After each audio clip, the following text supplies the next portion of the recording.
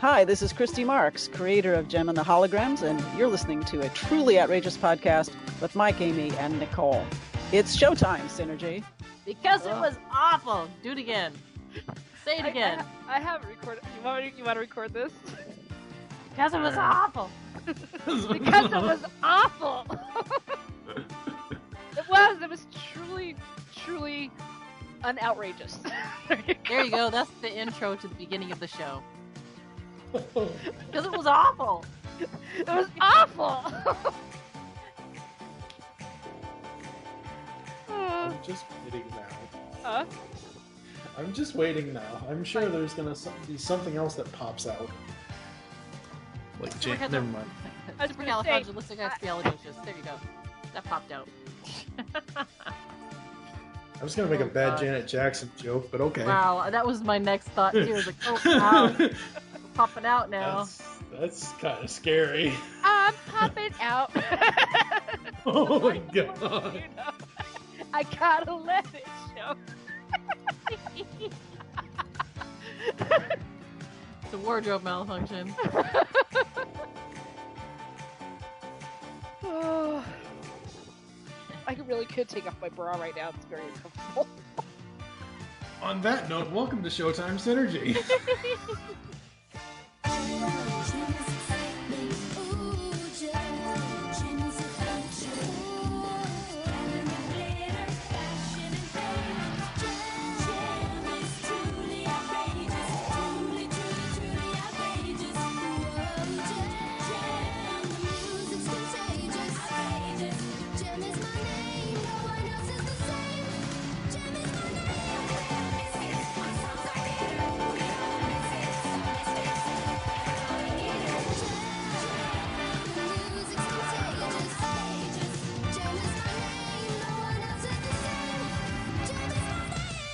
Hello and welcome to Showtime Synergy, the gem review podcast here on the Geekcaster Radio Network. I am M, because a couple episodes ago Nicole thought I called myself Amy, which I didn't.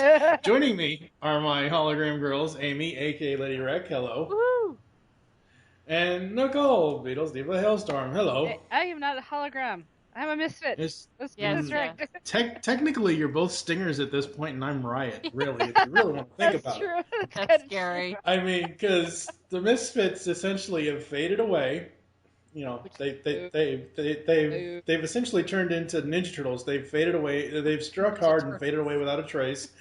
Eric Raymond is nowhere to be found anymore. He must have got driven off a cliff or something. And Tech Rat. Or Tech Rat. Poor Tech Rat. Aww. Poor Tech Rat. And He didn't like people touching his stuff, so we ran. So, ladies and gentlemen, this is episode 22 of Showtime Synergy. This is the final episode where we will be reviewing the cartoon episodes. Yep. And I posted on Facebook, I think, well, as of this recording, it would be a few weeks prior to this, but I had posted on Facebook, I was going through some of my old files and whatever else, because I wanted to see how long we've actually been producing the show, not how long the show's actually aired, because I know that the show has actually aired all the way through this year. We started in January with episode 0, and then we skipped to March or May or something like that. I don't know. But I wanted to look through the actual recorded files to see. We've been recording a lot longer than that. No, we have, yeah. September 9th of 2014 was when we recorded. That makes sense. Let me see here. So, let's see. According to the old files I've saved, Amy, Nicole, and I recorded Showtime Synergy Episode 1, Tuesday, September 9th, 2014. So we've been doing the podcast all together for about a year and 2 months or so. Yeah, because Amy still had the bun in the oven then. Yeah. Yeah. Just be careful he doesn't turn into a scavenger or a scrapper or... Oh, he definitely will if he's got... Yeah. He's got... Bone crusher. He's got younger brothers. He's going to end up being one of those guys, yeah. Yeah. He's going to have to fight for his right to party. Ladies and never expect the Beastie Boys. You should. You should, but you never will. Oh, come on. Weren't they an 80s band? Yes, Oh, yeah. they were. So I'm not put me in saying the show anything's here. bad about it. I'm not saying. Oh, I love the That's- Boys. Yep. Good Lord. And it's so funny. Nicole posted today that we're recording this kind of final episode as far as the cartoons go. Yeah. And I commented on the episode on her post, basically saying, "Yeah, I'm sure Amy's shaking in her boots with whatever big next project I can think of the three of us to do." So, all right, we're gonna get into it. 2 episodes, the final 2 episodes of the series, Riot's Hope and A Father Should Be. We'll be back after this.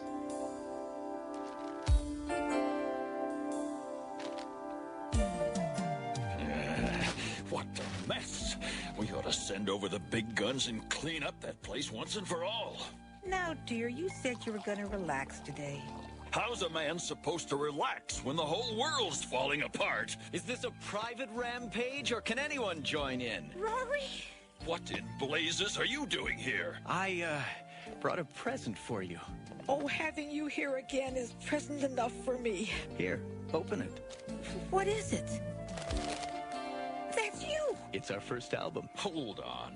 You think you can just come waltzing back in here after 5 years and expect us to welcome you back with open arms?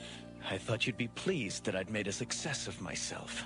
A success? You call this a success? Prancing around in front of strangers and making this trash? Look! That was a gift from Mom. Who needs your gifts? Please don't fight! Stay out of this, Mildred. Now, you listen to me. You're not welcome here, ever. It just upsets your mother, and I won't have it. I can see you haven't changed. Goodbye, Mother. Rory! Sweetheart, please don't just let him. You're better off without him. But don't you understand? He's your son, too. He's... Mildred! Mildred!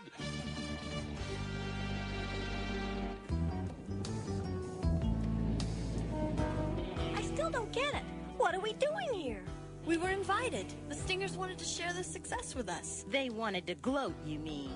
If you ask me, you've still got a thing for Riot. Oh, nonsense, Kimber. He's a very talented musician, that's all. Hi, welcome to the Stingers party. Thank you. Hi. Outrageous! I'm gonna say hello to Riot. Give him a kiss for me. Hi, Riot. Hello. Aren't you happy to see me? Yes, of course. Now, if you'll excuse me. Sure. First up today is Riot's Hope. It aired February 22nd, 1988. Now, I have to confess a few things here first before we get into this episode. What did you say? Because, what did I say? Would you get off that high horse, please? The issue hasn't even come. Well, by the time this episode goes online, that issue would have come out. But yeah. You said you were going to confess. Yeah, I'm just saying, apparently, you started I screwed up on the air dates for some of the other. Oh. I never changed them in the script, so I'm sure when people listen to episode 19, 20, and 21, they're like, yeah, that's not right. I'm pretty sure people are going to be like that. So anyway, Riot's Hope. It did air February 22nd, 1988. Riot and his father don't get along. Can they put their differences aside when Riot's mother gets sick suddenly? Dun, dun, dun. Aww. Okay, Wikipedia, you could have done a better job at a plot synopsis than that. I know, exactly. I mean, because, you know, you go down and you look at Bonnie's A Father Should Be, and I mean, that's like... They went crazy on that one. Yeah, I don't know. But, so, okay, the songs are Take It or Leave It, It's a Hard, Hard Life, and Let Me Be, all by the Stingers. This is one of 2 episodes of this series that have no Gem and the Hologram songs in it. And I didn't mind it, because I'm... Okay, because the songs are like... We know you hate Gem. I don't. We'll get that next week. But because... Oh, God. Because listening to the song... I've been listening to the songs, preparing for next week, you know? The countdown. And it's just like... I really like the Stingers' sound, and I like their music, and it's just like, huh. Yeah. So when they had this episode, when it was all three of their songs, I'm like, I kind of like this. I do not hate Gem. Jeez. I just like the other bands better.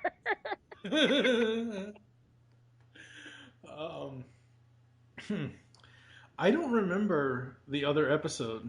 I'll have to go back and look. It was crap, the one with Laura. Oh, no. There were Gem songs in that. No, wait, crap. Anyway, I even looked it up just recently, and I was like, oh. Can't even remember now. While she's looking that up, Amy, thoughts on the plot here? Okay. I have.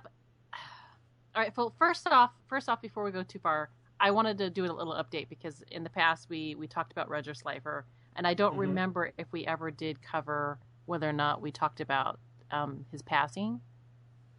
I think we did. Yeah, we did. Okay. I wasn't sure if we did or not. Where I put a thing in the beginning about it or something.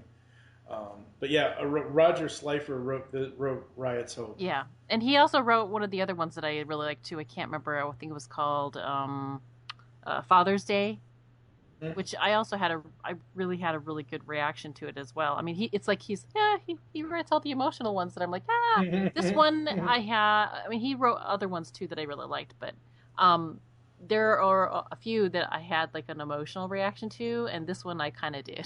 Yeah, this one was emotionally hard for me to watch. The biggest problem is that, Riot has this overbearing, controlling father to the extreme, and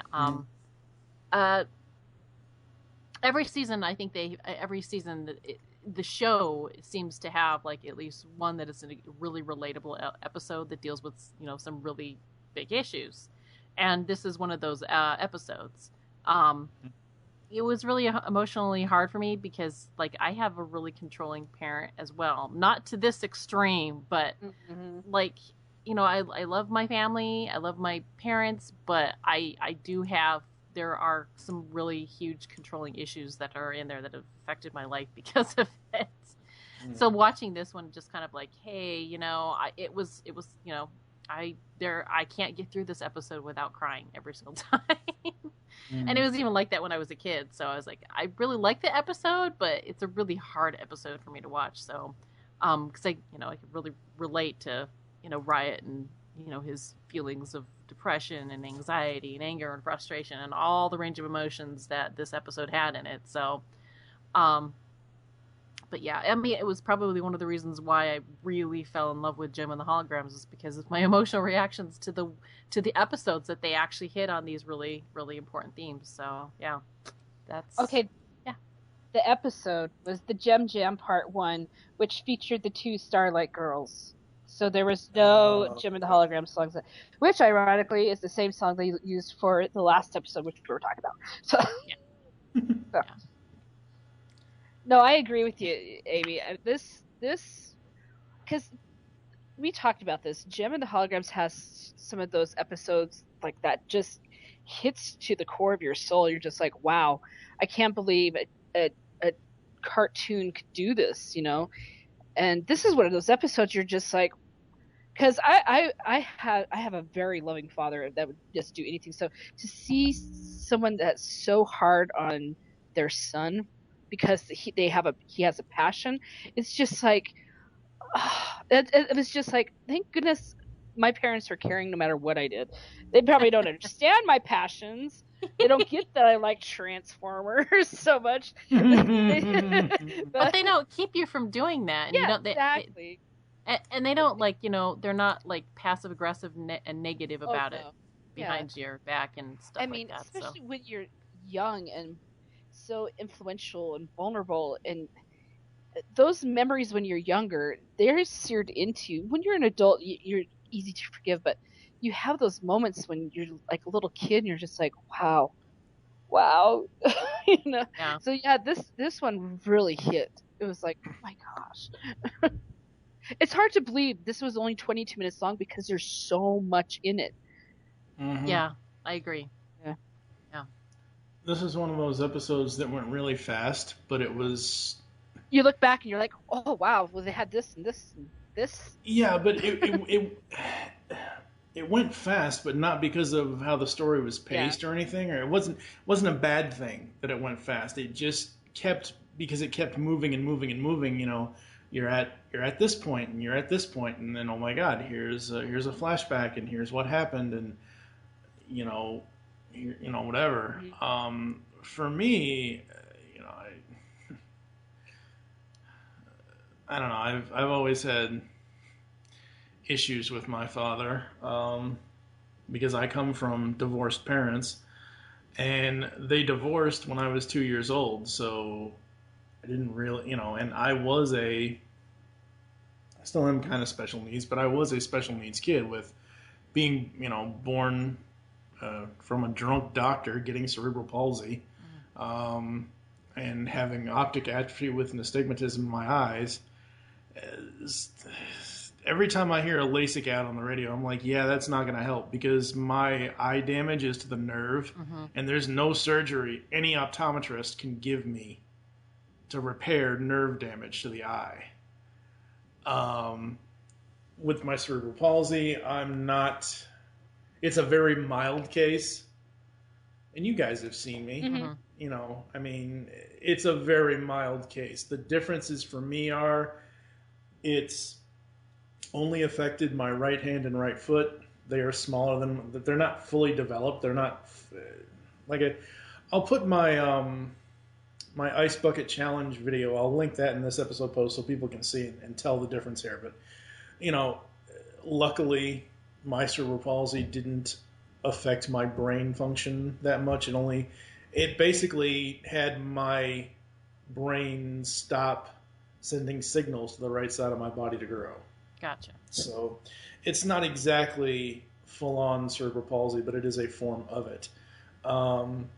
And I remember as a kid, my mom fighting night and day, trying to, figure out what they could do. I was in arm and leg casts for God knows how long in my young life, and braces and everything else. I mean, there was a point where, imagine this. Imagine if Two-Face and Forrest Gump were combined to be one person.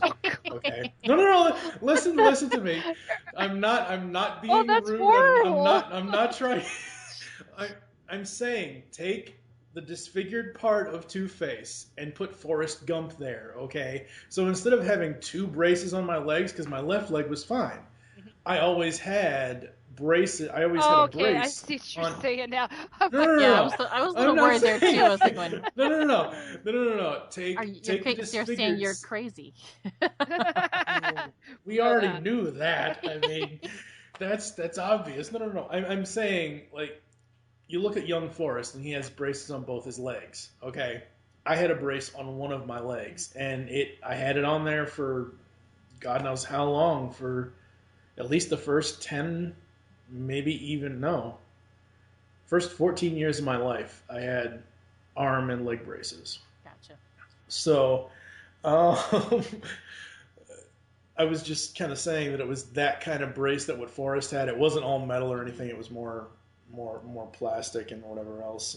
But no, I mean, Riot. Where was I even going with this? I don't even know now. You're talking about how your father was being. Oh yeah. So my dad, while he was there in the beginning, he always came to visit me. We always went out and played baseball and whatever else. And I saw him, I think, twice a week until about 1987, 1988. He got remarried.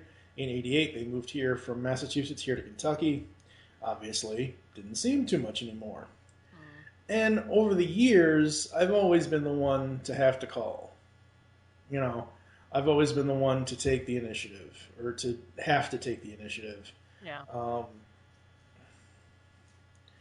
And, I mean, he never pushed me in a way to, like, my dad is a mechanic. He's always been a mechanic. He's been a bus driver. But he's always been that kind of hands-on. My whole family, whether it's my dad's side or my mom's side. I remember my mom's side more specifically than my dad's side. My mom's side, my grandfather was a carpenter. All my uncles were carpenters. So, I mean, we come from, a family of laborers. I guess it skipped a generation with me. But, I mean, my dad's still, a mechanic to this day. So it's one of those things where he never pushed me into that world. He never really pushed me like Riot's father pushed him to be in the military or to be like him or whatever else. And I think because most of my life, my dad I don't want to sit here and insult the guy, but truth is truth, and he'll say this. He was kind of obviously an absentee father for part of it. He just was. So, like you guys said, it's, this episode pretty much hits us all in the heart and in the head pretty hard. Yeah. Because we all have issues with family. I think it's really good when you have TV shows like this that deal with some of these things, because, I mean, I'm sure there are a lot of kids, not just, a handful of kids. It's like, no, I mean, because across America you get, broken homes and blended homes and things like that. I mean, there's people can come from such a variety of backgrounds. Right. But I give it the one good thing I like about when they have shows that do things like this is that it gives a child, some validation that they know that they're not alone, especially if they're not exposed to a lot of other, people that might have backgrounds like this. And so it gives them a voice, in a sense, a safe way to deal with those problems without actually dealing with them in the present and dealing them in their real life right now. But it gives them, it's just something that acknowledges that, hey, you're not the only one. There are other kids out there that have things like this. And hey, look, your favorite character on TV has this problem too. And so now you can relate to that person, and you can see, in this, where Riot, in the end, it's like he pulled himself out of a lot of crap, man. My opinion of that character has kind of greatly changed. I know, isn't that crazy? Absolutely. You're just like, oh, you're such an arrogant jerk. And then because of this episode, you're like, oh, man. Yeah, you can't hate him now. I can't hate the guy. Because you're like, he's pulled himself out of crap, man. But it gives, it gives a voice to a kid to see, hey, this guy came from this background, and he did these amazing things, and look what he does now. He's a top of the charts dude. I can do that too. If he can do it, I can do it. It just gives validation to a child. And then as an adult, it does, it's kind of great to see that. I'm not the only one either, but, it's just one of those things. It's good. It's good. I like it. Because of that, I really like it. Amy is trying her best not to break down and cry right now. I don't blame her, because it's one of those ones. It is one of those episodes you're just like, geez, because you start thinking about your childhood or your friends and how they might have grown up, or even how your parents grew up, and it's one of those ones that sticks with you, that's for sure. Yeah. Cry away, I don't care. I'm a girl. I'm getting old, I'll cry. there's the crying, and then there's the other half where I get angry because I'm like, why would you do that to a kid? I don't. Okay, we'll get into that. We'll get into that. Oh boy. Any other thoughts on the plot, ladies? Oh no, we could go on forever. This was we could talk about it. We could I talk think about each minute for like 5. Yeah, exactly. This is a good episode, so yeah. All right, let's get to the hologram moments after this. It's terrible. Yeah, I hated it from the day I enlisted. I never could see what my father thought was so great about it. I thought I was stuck there forever. And then one day on leave, I discovered this rock band called Nirvana. They were fantastic. I went to see them whenever I had a pass.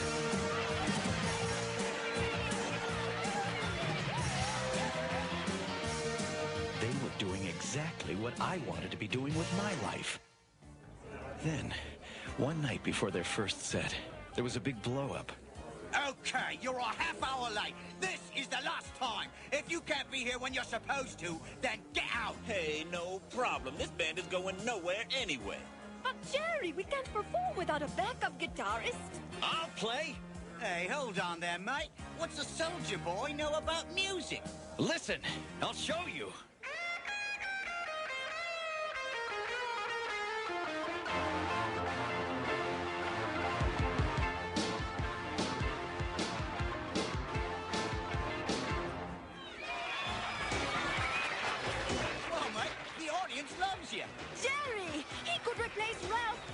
Exactly. That's a great idea. How about it? But I'm in the service. I couldn't. Oh, come on, Mike. We've got a tour scheduled that'll take us all over Europe. Say you'll join us. You've got to come. Can you give this up? All right. I'll do it. I'll come. Great. Well, let's give them an encore, pal. By the way, what's your name? Call me Riot! It is time for the hologram moments. Man, the Stingers party is a who's who of the series. I caught Lena Lerner, I caught Lindsay, and I'm sure there were a bunch of others, but the first two that I saw obviously were Lena and Lindsay. The Misfits weren't invited. What's up with that bullcrap? Yeah, I know. Pizzazz is like totally insanely obsessed with Riot. Of course she'd love to have been there, right? I like to think that she showed up when Jem and Riot left the party, and they just totally crashed it. But that wasn't the show, though. I know. I just like to think that. Why is it that we get such good background story for Riot and the Stingers, honestly, as well? We didn't get too much background on Minx and Rapture, but we got enough. Rapture, she just kind of like joined. She just kind of joined, yeah. Why is it we get this like when we're pretty much at the end of the series? I don't know. Yeah. That's one of my Misfits moments. And so it just boggles my mind. It's just, I don't know.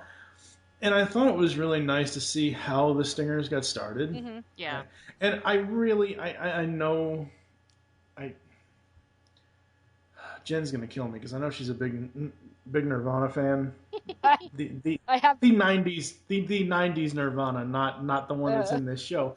But I don't remember if they were around before the 90s. Like, I know they got big in the 90s. I know that's when they debuted. They kind of broke out, but you know, I mean, that's what I have here. I was like, did Jem pick the future again? Yeah. That's what I'm thinking. I'm like, I also put that in here too. That I really like the fact that they had Nirvana as a band in the episode, so that was brilliant. They started according to the wiki, grain of salt people here, but apparently they started together as 87. Yeah. Yep. Okay. Which, if this, because this, what did I say earlier? 88.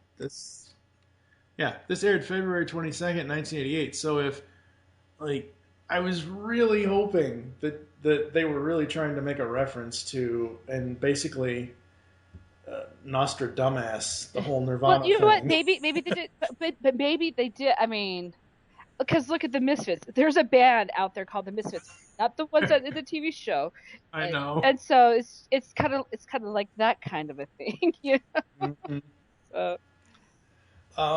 Overall, I really dug this episode. I thought this was a really good episode.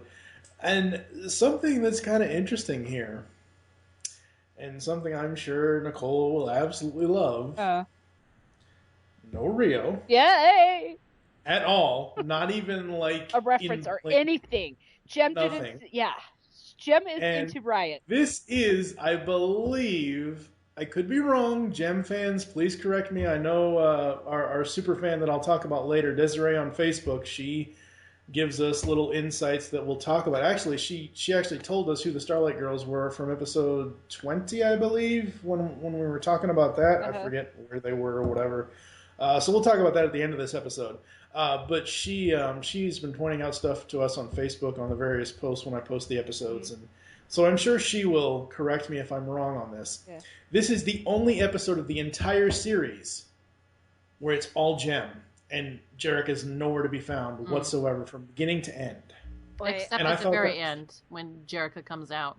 Okay, well. And Bonnie says goodbye. Oh, no, that's... No. That's next episode. No, okay. Riot's Hope. Yeah. No. Yeah. In Riot's Hope, there's no Jerica at all. It's Jem all the way through. Oh, yeah. Oh, yeah. I think it is. Does she change once, maybe? Oh my gosh, I get like the episodes confused. I think it's... Stop she didn't. Yeah, she didn't change because okay. Yeah. So she was Jem through the... Yeah. I thought that was really interesting. That, you know, you've got the woman that Riot's been lusting after the whole season 3, basically being a compassionate girlfriend to him, almost. Hey.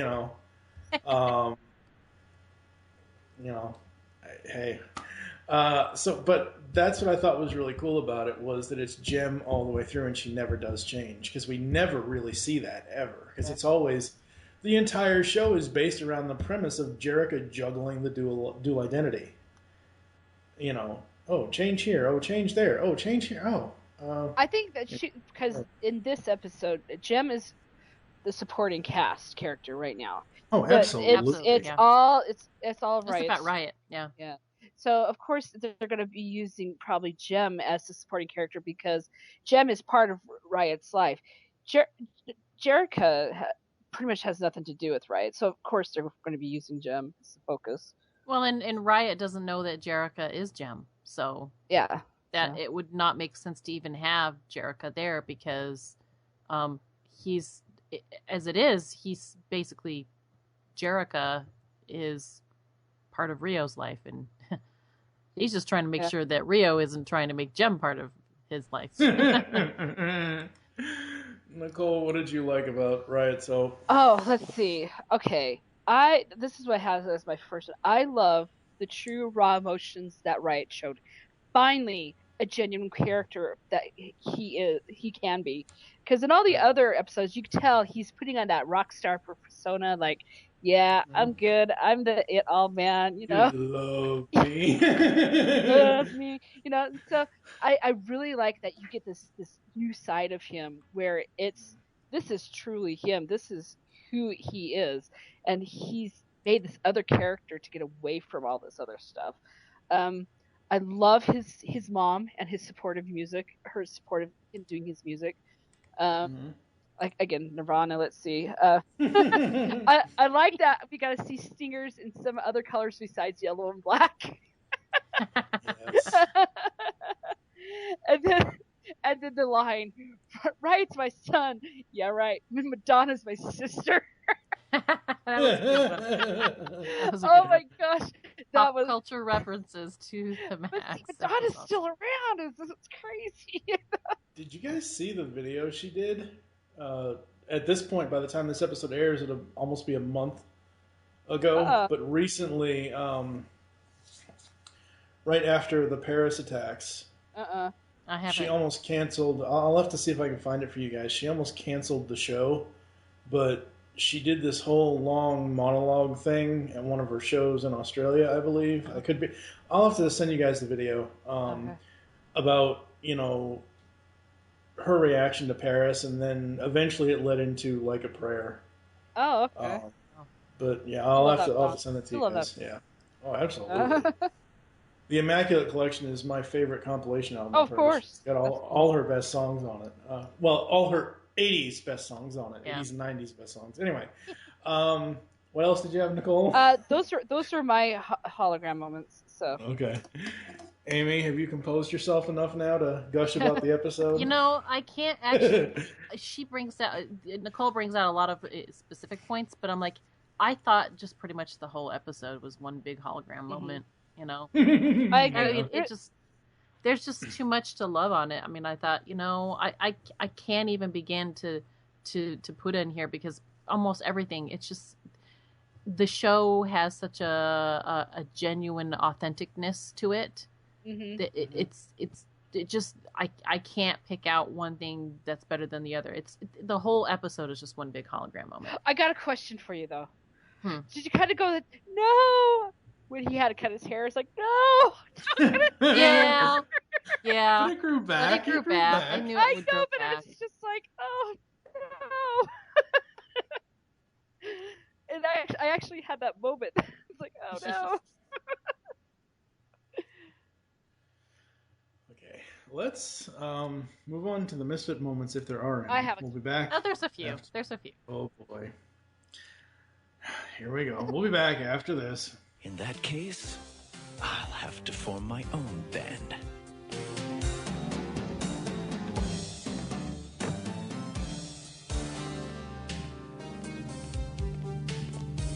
Vince, where are you going? With him! Rapture soon joined us, and we began making the rounds. But no one was willing to give a new group a chance. That first winter was a tough one. We were forced to play in the streets to make enough money to eat. But slowly, the crowds began to grow. Life was hard, but we were determined to make it. It's a hard, hard life. There's no help along the way. It's a hard, hard life. It's a struggle night and day. It's a hard, hard life. A weak do not survive. It's a hard, hard life. To keep your hopes alive. People stand in your way. Would you push past them, running for your life? And if luck goes your way, you may have lost some people's life. Time for the misfit moments. Take it away, ladies, because this episode was just too good for me to write anything down. I didn't write a single thing down. Oh, really? About this one. Okay. Like, okay, don't. Okay, I'll say this, and I kind of already said this. Don't get me wrong. The way Riot's father treats him, and his like, don't get me wrong. I get that. I'm just saying, and you guys know me by now. We've been doing this for a year or so. My misfit moments normally are like the little nitpicky things and I about the have one episode. that drove me nuts. I will tell you right now. This is what the only thing is the whole episode I wish I could take out. Okay, so Jem disguises herself as a nurse, right? Okay, if you're going as a nurse, you don't look like a rock star, and you especially don't wear high heels as a nurse. Okay, and it's just like, oh, They weren't paying attention. They weren't paying attention. I know, but it's just she like, just looked like a nurse. They just like, oh, whatever. But she looks the other just thing is like Jem with the bright pink hair. And the she just person that she was going to go see, though, was like, she would have noticed that she had high heels on. She was sick. But I think what Nicole is referring to is that the doctors that come out of the room, true. that she just stands there. Yeah. I'm like, okay, she's got these bright pink hair, her makeup's still on and everything, and she's walking with high heels. I'm like, no nurse would walk in high heels. No nurse. True. That's the only 10 seconds I would take out of the whole episode. Especially since they'd already kicked a couple people out of there for stressing out their patient to begin with. You'd think that they would have. I wouldn't take it out. I would have them rewrite it or change it to where Synergy actually uses Wait, what? Synergy actually is like, oh, I screwed up. I was watching my soap operas and I just did this minimal thing, And these are the days of our lives. They could have made her look like one of those, that old lady or whatever. They've done it. Synergy has done a better job in the past. Yeah, Synergy, she was watching her stories. She kind of crossed her wires that time. Yeah. So. Yeah. Another thing, the ending. I really wanted to see just a little bit more when the family came together there at the end. It kind of felt like it just ended. And I understand there's a time limit, but I just wanted that little bit more of that moment together. Mm-hmm. Yeah. And Jem putting the moves on Riot when he's grieving. I'm like, oh, honey, don't be one of those people. She's not. She's not putting the moves on Oh, him. come on. She went for the kiss and everything, and he shut her down. I'm like... Well, okay, yes, but for the most part in the episode, she's being a supportive friend more than anything else. I'd say it's more than friendship. Oh, yeah. Here we go. Yeah, those are... I can only imagine if Kelly ever introduces them into the comic, what the hell that's going to do. I think it's going to be awesome! Anyway, Amy, any misfit moments? The biggest misfit moment I have to see has got to be the dad's attitude. Yeah. He's a controlling and blaming asshole, and he needs he needs a musical re-education. I know. I'm just like, music is important. Where's your problem? It's sissy stuff. It's like, really? Oh, really? I know. I wanted to go through the TV and just slap him. Like, are you serious? I'm a music major. Shut up. Yeah, I just want to throttle him. And, he has that attitude with everybody, including people he doesn't even know about. He's like, oh, well, you're just some sissy. You don't know anything. Get a real job. It's like, really? Are you kidding me? Yeah. That's annoying. And I don't think any parent should push their kids to, have to, you're going to do exactly what I do, including join the military. It's like, yeah. what? Really? So, yeah. Well, I agree with that. But I mean, if you look at, any of the movies that have this kind of, thing, this kind of father-son relationship kind of thing in it, they're all like this, where the father wants to push the son to be in the military kind of, you know what I mean? Yeah. I mean, I've Obviously, seen the where it's like, hey, we join the military to get away from our parents, and that's sad too. I think anybody that joins it, and not that I am knocking anybody joining the military, but I want your reason to be able to go into it as something that you wanted to do, not because you had to escape something else to get into it. I mean, it's the same thing if somebody goes off and gets married to get away from their parents. Well, I don't think that they should have to do that either. Right. Because it puts you in a situation where you can't really be true to the organization that you're joining up with. You know? No, I agree. But I think the thing here is Riot did it just to please his father. Yeah. And it was an escape for him, so he didn't have so they didn't always have to fight and always upset his mother. So I mean, that I can, kind of understand why he went ahead and did it. Yeah. I mean, even though his heart wasn't in it. I mean, he made it through basic training. He made it through, it looked like he was fighting in a couple of wars or something. In Germany, yeah. So he's stationed. I mean, assigned, yeah. Yeah, so. And then the last thing I say in here is where he says, I guess you do have a little bit of a talent after all. So what the heck? I know, you're just like, it's a step. It's a step, okay? True. It's going to the right direction. It's like, so, just, yeah. I know. He didn't comment on it, but like, yeah, it is a step, but it's just a lousy one. All right. Anything else we want to bring up for misfit moments for this one? Yeah, that's fine. Yeah. Amy, what are you going to rate it? Force relatability. There are a few strange bits, so it's in no way perfect because we did point out a few things. But I think for what they addressed for the show, it's more than forgivable. So I'm going to give it a 5. Oh, wow. I was not expecting that. Nicole? I second it.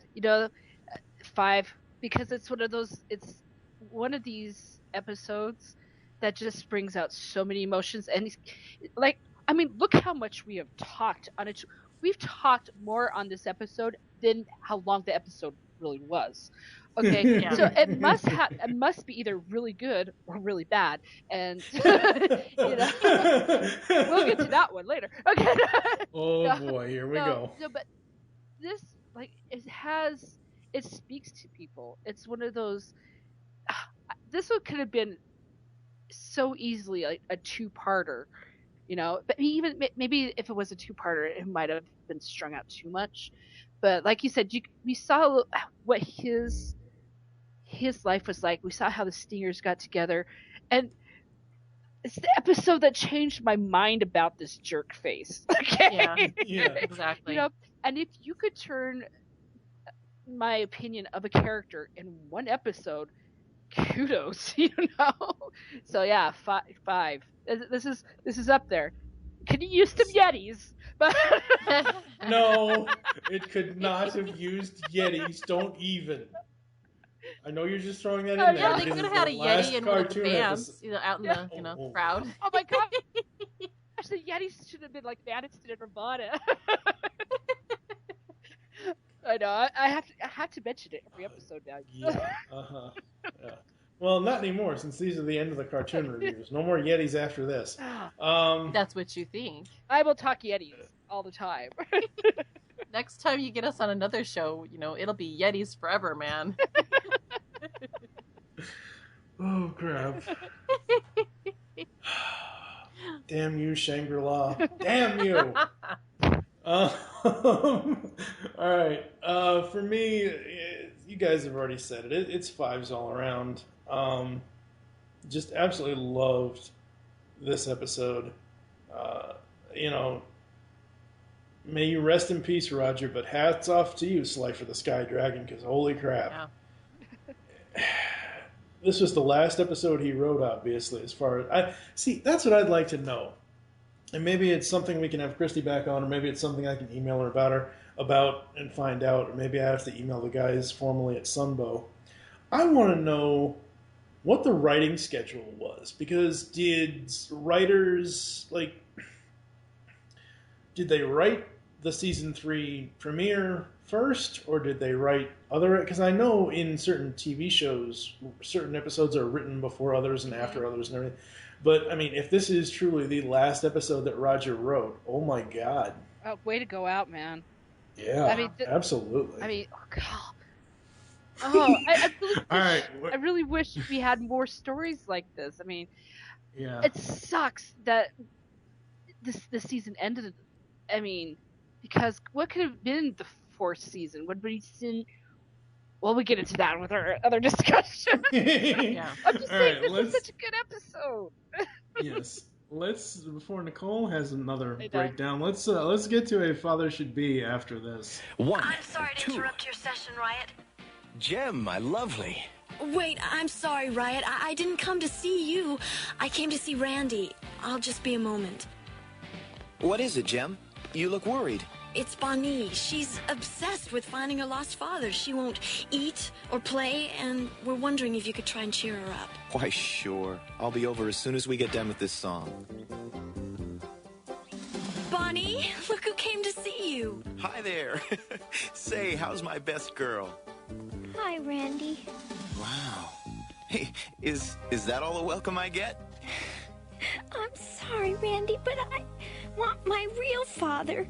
If I can't have my father, I don't want to live anymore. Oh, Bonnie, dear girl, don't you know how much we all care about you? We're your family. All right, folks, it's here. This is the end. This is the end. My only friend. Anyone else a Doors fan? The end. I love the Doors. They're my second favorite. Oh boy. Alright, so this is the end, folks. A Father Should Be. It aired May 2nd, 1988. In the final episode, Gem and the Holograms with help from Riot. May 2nd? What? And the other one was February... Oh, yeah. Actually, yes, that's right. Oh my gosh. I meant to bring this up. I actually wanted to make sure that I was right about this. And yes, they... That's a huge lead. That's a huge time gap between break. the two. Yeah, it's like wow. I'm actually looking at it here now. Let's see. So let me get the. Okay, for season 3, let me just go ahead and fix my mistake from last time. Stingers Parts 1 and Part 2 aired on February 2nd and 3rd of 88. Video Wars was February 4th, Beauty and the Brock Project February 5th, Homeland Heartland February 8th, Midsummer's Night Madness was on my birthday, February 9th. I was 8 years old at the time. The Day the Music Died was February 11th. Old Houdini Magic was the 15th of February 88. 17th of February 88 was Straight from the Heart. Change of Heart was February 18th. And Riot's Hope was February 22nd, 1988. And A Father Should Be was May 2nd, 1988. Wow. Jeez, that's a long wait. And There for were... only one episode, too. Mm-hmm. And to have this episode on top of that. Yeah. It felt forced. Okay, look, I'll just say this. This episode really felt forced. It was kind of like, I don't know what's behind the scenes. But... Yeah. let him get through the Wait, can I get through the plot first, please? Drives me nuts, no. I know, don't need a but... plot. It ends. Okay. In this final episode, Gem and the Holograms, with help from Riot and his dad, search for Bonnie's father. The holograms travel to different parts of the country, without any explanation, using information provided by Riot, and speak to various people they think may be Bonnie's father. At first, the holograms are tricked by a deadbeat gambler named Andy Martin, who kidnaps Bonnie and tries to extort $1 million from Gem by keeping her hostage at the abandoned zoo. Bonnie's true father, Martin O'Carolan, turns out to be an amnesiac Vietnam veteran and a very gifted artist who has no memory of her. Bonnie's father comes back to Starlight Mansion, and upon hearing about Bonnie being kidnapped, he and Gem go to the rescue. During the rescue, He regains his lost memory in flashbacks, and the two reunite. Jem then sends Andy into a panic with holograms of gorillas, driving Andy towards Martin, who then angrily pushes him into the monkey cage. At Starlight Mansion, the holograms and the Starlight Girls, as well as the Stingers, have a going-away party for Bonnie. The Misfits make a rare guest appearance, arriving with going-away presents as well, and make peace with Jem and the holograms. And Bonnie says goodbye to Jerrica, and they affirm their love for each other. The songs were Family Is by Jem and the Holograms, A Father Should Be by Bonnie, and This Is Farewell by Jem and the Holograms, the Misfits, and the Stingers. Okay, you guys talk, because I need to take a breath. That is the longest. That's the longest plot thing I think they've ever put on any of the shows. Yeah, it is. This, because I don't know what was going on behind the scenes, because with that 4 months, whatever, in between, this episode really felt forced. It's kind of like, okay, we're going to wrap up this with Bonnie, because that's the only thing that she's been talking about since episode 1, is finding her redheaded father, and I guess they decided to wrap up that story, and then it just, this did not, to me, feel like a season finale. It's felt like a mid-season finale, like they do now. It's kind of like, oh, that was nice and sweet, and now what? So, yeah, if it didn't ring my bells, let's just say. What about you, Amy? It's one of those things where it's like, I agree with what you're saying, because I kind of feel like I wish, because fathers have kind of been a theme like through the whole show. That's I mean, true. we've had Father's Day, we've had different type of fathers, and so it kind of like, I mean, the whole, in a sense, you can almost go, well, where's the mothers in all of this? Mm-hmm. But it's just one of those things where it's, I kind of wish that we had gotten to see Bonnie happier sooner. Like, we drug this thread out so long. It just seems like it should have been resolved earlier. And so I kind of thought about, like, what would have been like if they had, like, instead of making this the last episode, what if they made it, like, in the middle? And they would have made something else as, like, the end. And I just thought, I don't know, it's one of those things that's really, really difficult to I don't know what was going on at the time. I don't know, how these were put in this order, but it just seems like part of the problem is they only got half a season, so they didn't get a chance to really, it's weird. It's just one of those odd things that it just ended the way that it did. I wish that it could have ended differently, but it is what we got. I think as a kid, I was like, that's weird. Maybe they didn't know that they were going to get, like, canceled or something, or maybe they didn't know. Sorry about that. And maybe it ended up being one of those things. Texts that happen. You shouldn't have said anything. Now I gotta edit this. You piece of. Shut up. No. 6:38 edit point. 6:38. Shut up. 6. Sorry. 6:50 edit. Go. I'm trying to remember what I was saying. Sorry. Oh no, you were saying it kind of felt like, why did it end at this point? Yeah. It just felt awkward. Well, even as a kid, I thought, well, maybe they had just, like, maybe they only got half a season, something like that. I just thought that was a weird ending, but I was glad that we had some sort of resolution. Mm-hmm. I just don't know if that's a resolution I wanted to have. I don't know. As an adult looking back now, I'm going, it's just kind of, it's a mess. It's a mess. The last episode is the most difficult episode to get, because you're like, you got some resolution, but it just seems like there should have been more. But yeah, it's maybe that should, leaving on one of a strange note is kind of where it was. That's what we got. So that's what we have. There's no changing it. That's facts, man. So. Yep. And I'm trying to and again, like we always say, use it with a grain of salt, people. Yeah.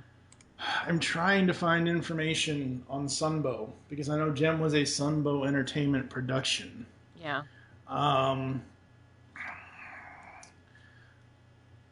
It doesn't really, like, because they didn't go defunct until 2004. Mm-hmm. They were founded in 1980. They went defunct in 2004. Around May 4th of 1998, Sony Wonder bought Sunbow, and obviously was later bought by TV Loonland in 2000. So, because I thought something would be here where Sunbow would have, like we said, this is what, May 2nd? Yeah. 88, Mm-hmm. right? So I thought something, and I had to make sure I was reading that right for myself when I said May 4th, 1998, because I thought something happened with Sunbow where it just stopped. I know Sunbow was kind of on its way out at the point of 88. For me, this episode, it's because we didn't get a Gem season 4. This should so not be the series finale. It does not feel like a season finale, although they did a little thing at the end to make it kind of wrap up, but it's still, I feel unresolved. I mean, there are threads that I still feel unresolved about, so. Yeah, me too. Any other thoughts on the plot for this one? We'll get into more here soon. Oh, good Lord, Yeah, here we go. it's... Let's, I'm almost scared now, folks. Let's get into the hologram moments after this. I know he's out there somewhere. I just know he is. We know so little about Bonnie's father. He was a soldier in Vietnam, and he married Bonnie's mother, Kyo Ching, there. But they were separated. Kyo Ching died before reaching America, but before that, the name she gave for the father was Martin. And the red hair? Bonnie claims that her mother told her that her father had red hair. Not much to go on. I can only think of one person who might help us. Riot. Why Riot? His father is an officer in Army intelligence. He might not help Jerica, but I'm sure he'll help Gem. Showtime synergy. I'll see you later, ladies. Good luck. It is time for the hologram moments for A Father Should Be. I'm almost scared to even find if there are any here, but mine is, I don't know what was going on here, but was there a moment where Rio could actually sing? I swear to God, What? I saw in one of the videos that Rio's mouth was moving and vocals were coming out of it. Oh, that's a first. As a singing voice. Vocals? Yes. Maybe I'm so I just go over. You're so anti-Rio. When I see Rio, Yeah. I just try to ignore whatever he's doing. He's got to be tone deaf. They just, Oh, I guess you go back and check that out. I'll go back and look and make sure. Okay. All right, Amy, what do you got? What do I have? Okay.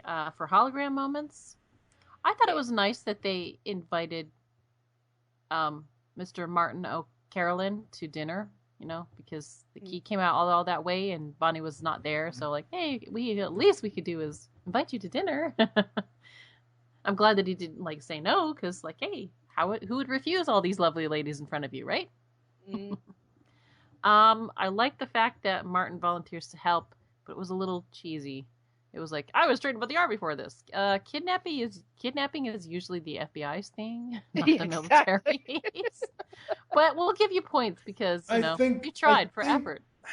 I think what he meant was he was trained as a covert operative in the army, where sneaking around and all that, and being able to scout out that kind of can sneak around too. But hey, okay, you know what I mean.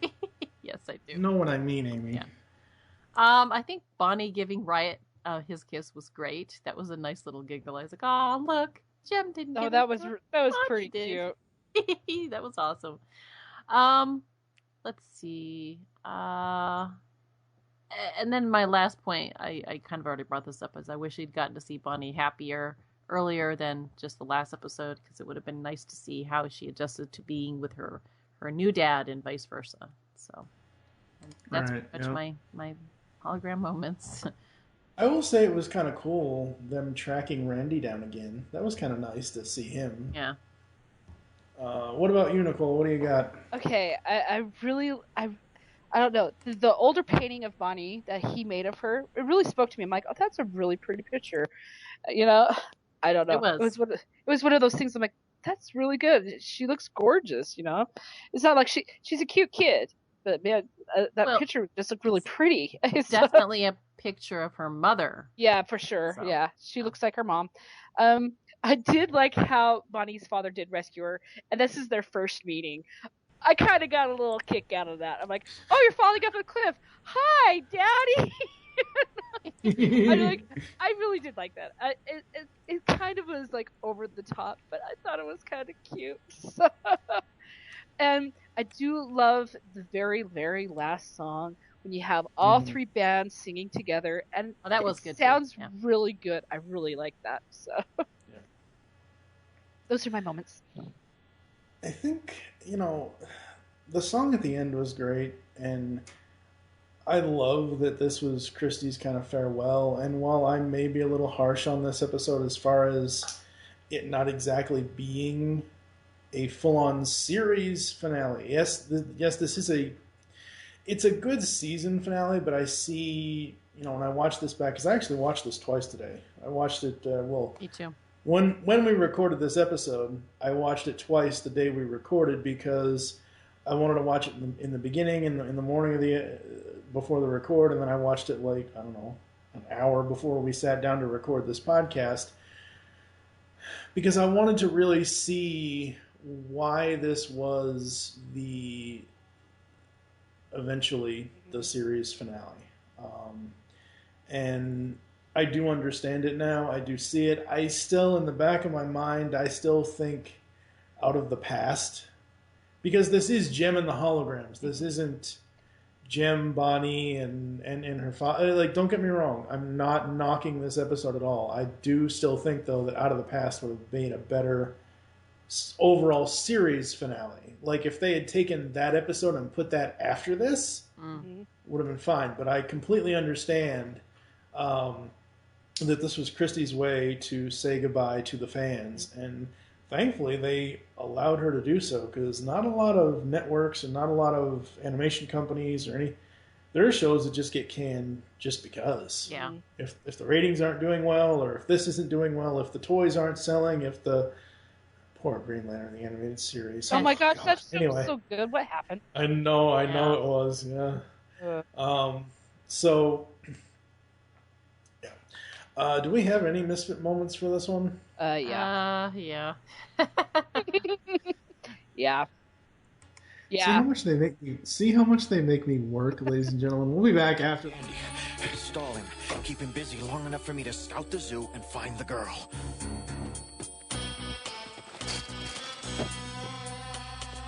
Andy! Andy, where are you? Where is the money? Andy, listen, please. You think I'm rich? I'm not.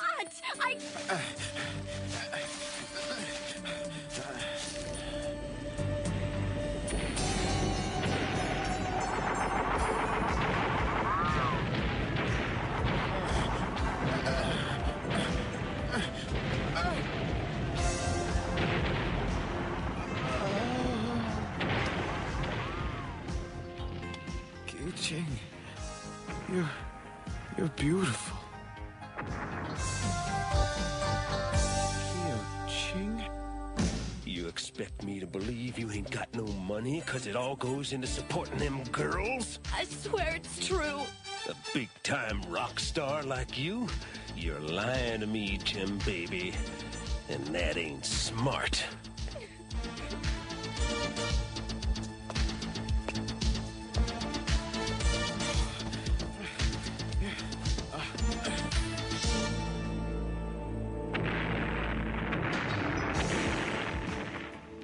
I now pronounce you man and wife.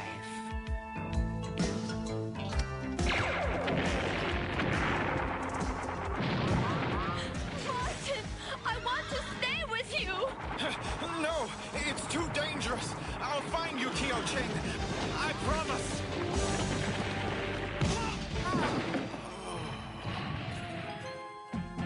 I'll find you, Kyo Ching.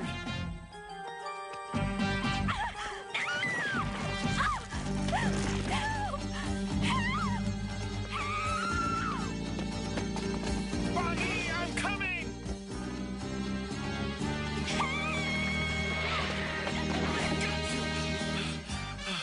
I got you. It's time for the Misfit moments for the last time as far as the cartoon goes, because I think, yeah. I think I'm gonna get misty-eyed, guys. Misty-eyed. Wow. I think Mike is gonna get misty-eyed because No, the pain is I'm over not. with. Yay! Those are tears of joy. I should be doing a happy dance in that case. Snoopy happy dance. All right, Amy, what do you got? Okay, I don't want to minimize what a child goes through when they don't have a father, but this thread seems to have been drug out way too long. I wish they had, opened the season with this episode or something after the stingers were introduced. You know, like I said, it seems like they put it in the wrong spot. That's all I'm saying. So, I mean, and I'm not trying to downplay. I know that this was a difficult episode for Chrissy to write as well, Right. but it was like, just in the wrong place. It's just in the wrong place. I want to love it so bad. Oh, well. Anyhow, I thought it was kind of odd that, hey, Andy Martin, the gambler. I'm surprised that they allowed him to take Bonnie at all, because I have that too. everything he did should have been raising flags of warning, like left and right. It's just that I would not have allowed him to take a girl like that away from their house until they got to know him a little bit better. He seems kind of off. Do you guys have any of your own instincts?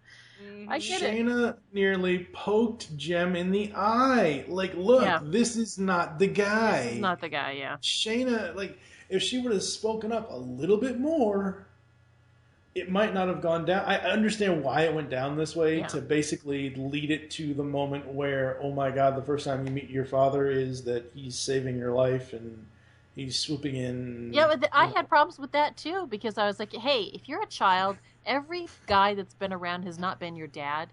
What says Right. that this guy is going to be any different? Sure, he catches you, but it's like, you just got finished being assaulted by the last guy.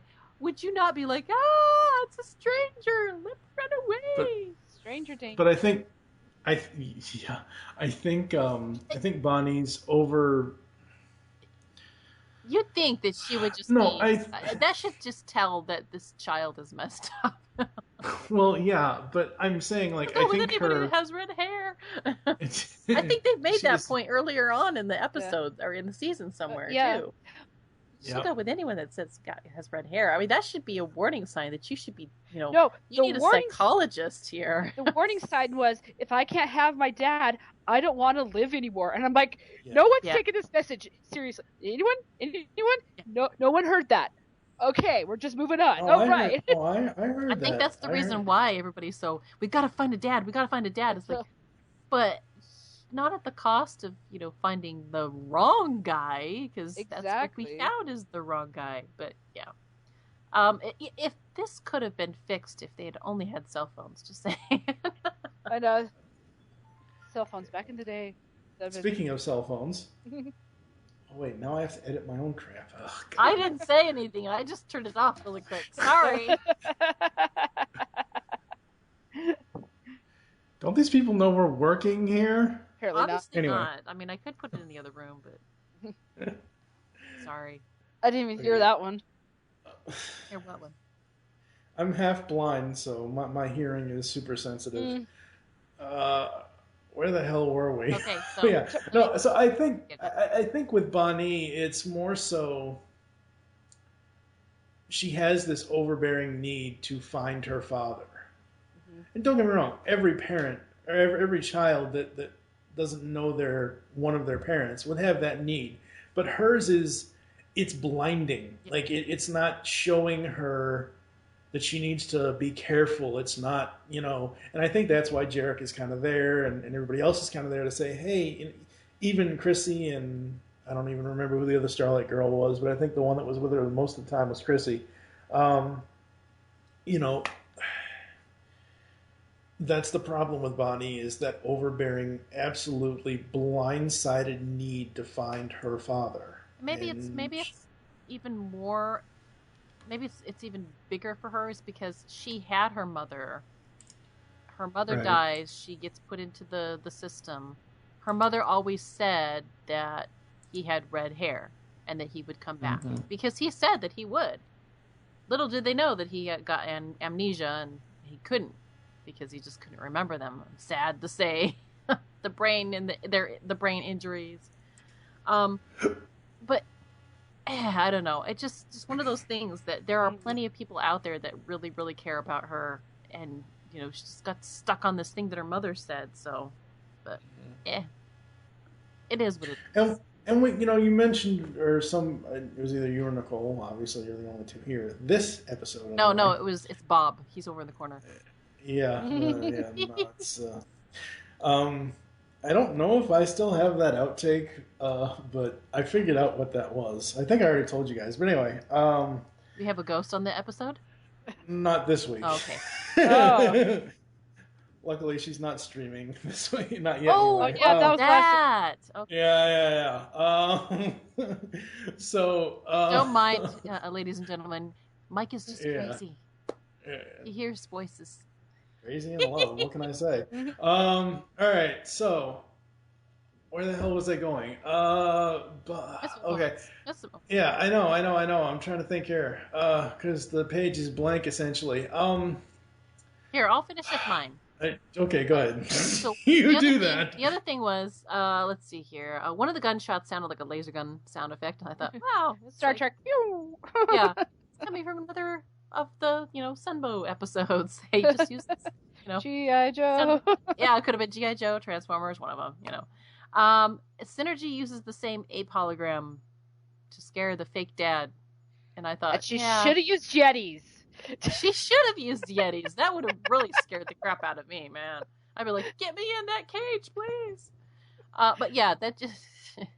I just thought, we kind of knocked her last episode for, making Jem look like a nurse, but in Jem... Yeah.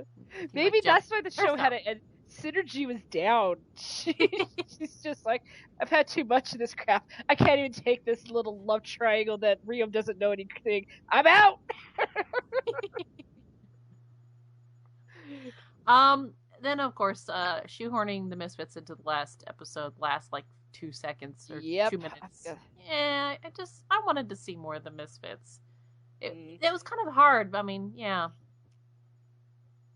Yeah, it is what it is. So that's my miss it moments. There was a lot about this episode that I wanted to like it, but it just seemed to put in the wrong place.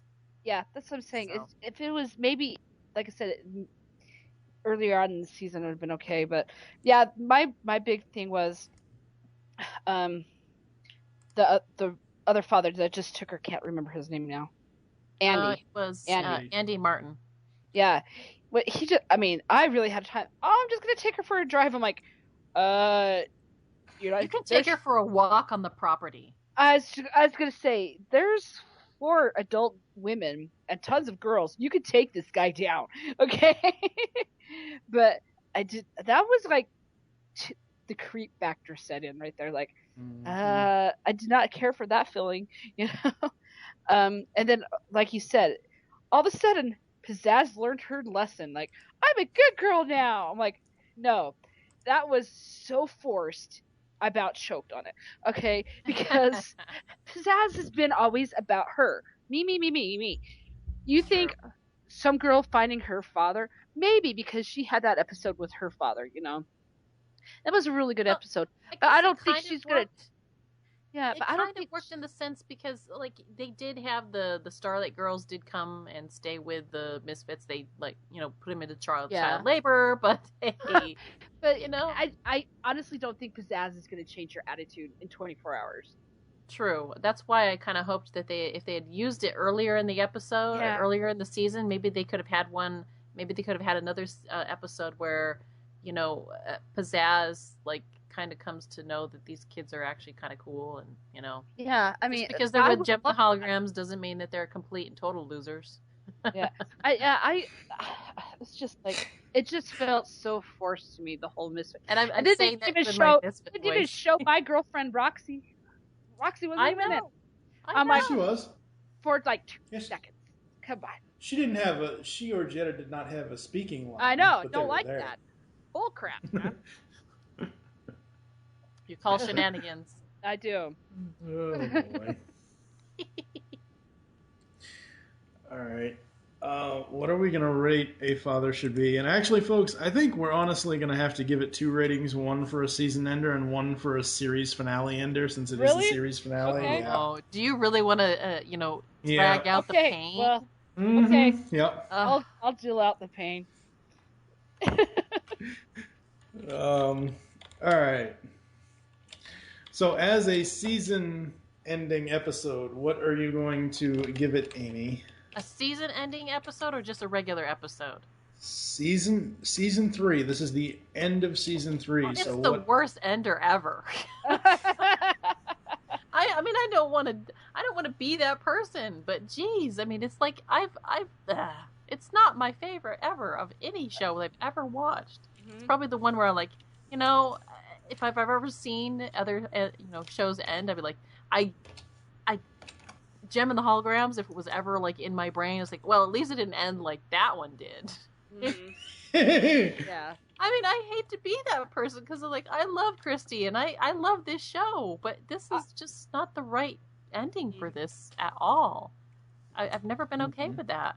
I don't think I've ever been okay with that. So I hesitate to even give it a number because it's like I gear all bad endings off this. Wow.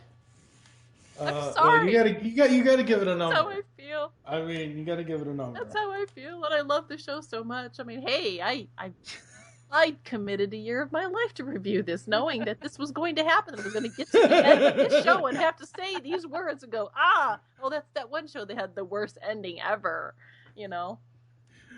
So, as a season finale, what are you going to rate A Father Should Be? Well, it can't be worse than the last one that we rated really low, too. So I'm going to have to put it around that one. It's a 2.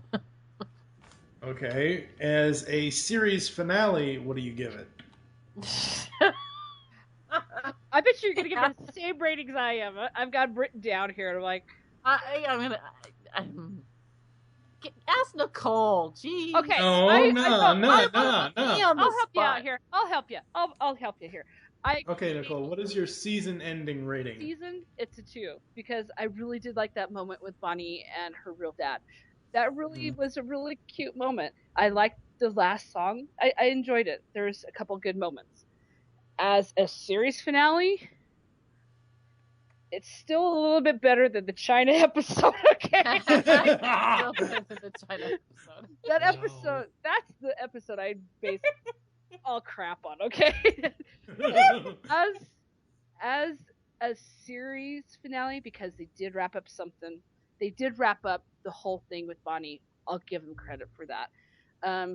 The whole Misfits kind of thing, just being there, like I said, it was kind of forced, but it was good seeing the full cast all together as one. Even Rio. He was in the background. Did you just choke on those words? Yeah, I did. Oh my god. Because I know I never had to deal with his crap again. Oh, yes, you do. But because... Yes, but Rio in the comics is better. Yeah, Rio in the comics.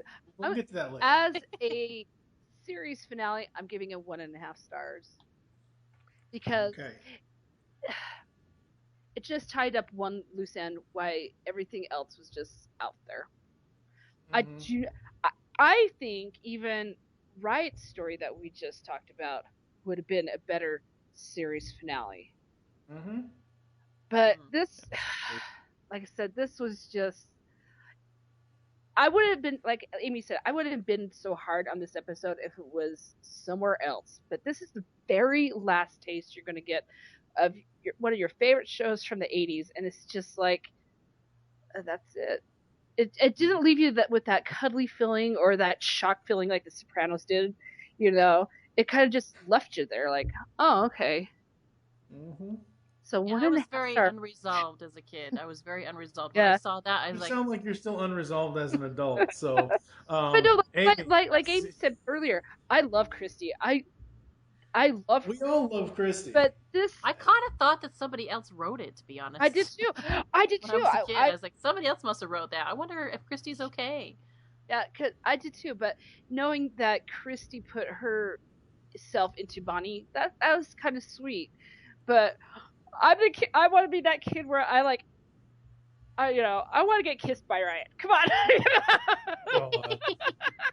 Riot, sweep me off my feet. Exactly. No, it was an okay episode, but not for a series finale. I think that sounds fair.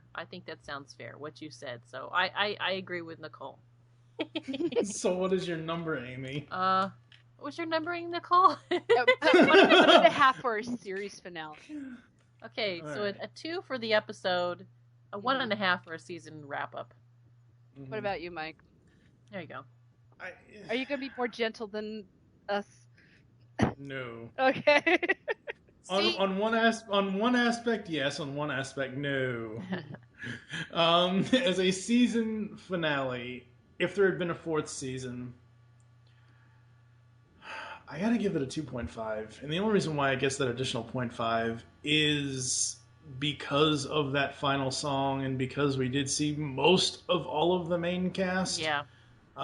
We didn't see Anthony Julian. We didn't see Howard Sands. We didn't see a couple of. Not that they could have put her in there. We didn't even see Synergy, but they couldn't have put her in there. Obviously. I didn't even think about that. Yeah. But but here's I told the you thing. she's out watching her stories. But here's the thing. The reason why I'm giving it a 2.5 is because even though there's a lot of nitpicks that we can pull out of this, and even though there's a lot of things we can point out, Bonnie's storyline got resolved. That's why I gave it the rating. I mean, now as a series finale, I got to give it a 0.5 because I didn't even know we could go that low. 0 is the lowest. Okay, I want to 0.5, give sure. you 0 for that China episode then. Oh, stop it! Okay, all right. We want to retrograde that one. We'll talk about that later. We'll talk about that later because I do have a whole process, but we'll talk about that later. All right, You have a process. We'll talk about it later. I can't. No, I run the show. Who else do I have to answer to here? Me. Right. What are you gonna do? Jump through my computer screen? Yes, you bet. Anyway. Done it before. Okay. Done before. You see me? I'm there. I'm right on your screen. You just don't see Yeah, it. right. No. That's because Skype's minimized. I'm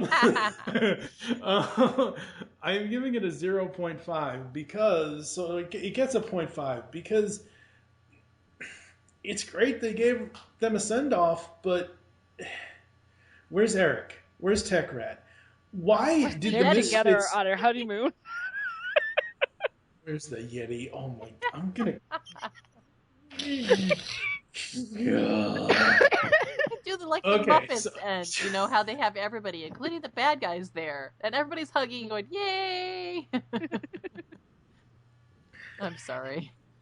I'll go sit in my corner now. I'm going to kill something. Yetis are awesome. Death to all Yetis. No.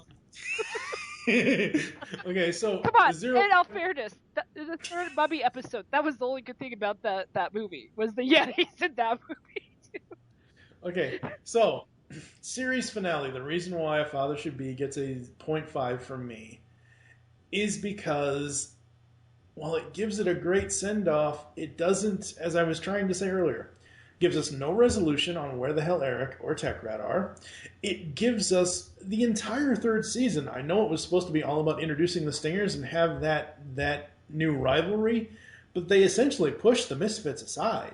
Boo. The Misfits are in less episodes in this season than the other two. I mean, I mentioned earlier in episode we started this at episode 18, we're ending it at episode 22 as far as season 3. So between 18 and 21, I mentioned somewhere along those lines that I always thought once season 3 started and then the Stingers got introduced, that it was a menage a trois battle between Jem, the Misfits, and the Stingers. They were all vying for that fame now. You just wanted to get Frenchie on us, didn't you? No. If I wanted to get Frenchie, I would have included Pepe Le Pew at some point in this episode. Who knows? It might still happen, folks. Anyway, it's maybe it just goes to show how difficult it is to juggle 3 groups like that. Mm-hmm. I mean, I did, as I was kind of going through and watching the rest of the season as we get ready to talk about the overall thoughts of the third season. Mm-hmm. I mean, there are quite a few. I mean, we get the first opening, the 2-parter, and then we get a couple episodes with just the Misfits and Jem, and the Stingers are nowhere to be found at the very beginning. Yeah. So maybe it just comes down to it's very difficult to balance 3 bands like that in a Well, I think it was also like difficult that this season was cut in half too. Yeah, So, and that you've got it was already at a disadvantage to begin with because of that. Which really sucks. Yeah. All right, folks, we're going to take a quick break. You're going to hear these songs from this episode because, as you've already heard, I actually put in a lot of audio from these 2 episodes into this final cartoon review episode of the podcast. So we're going to take a quick break. You're going to hear some of the songs from the 2 episodes, Riot's Hope and Father Should Be. We'll come back with our overall discussion on how we felt Season 3 ended up. We'll be back after this. Jem will be right back after these messages.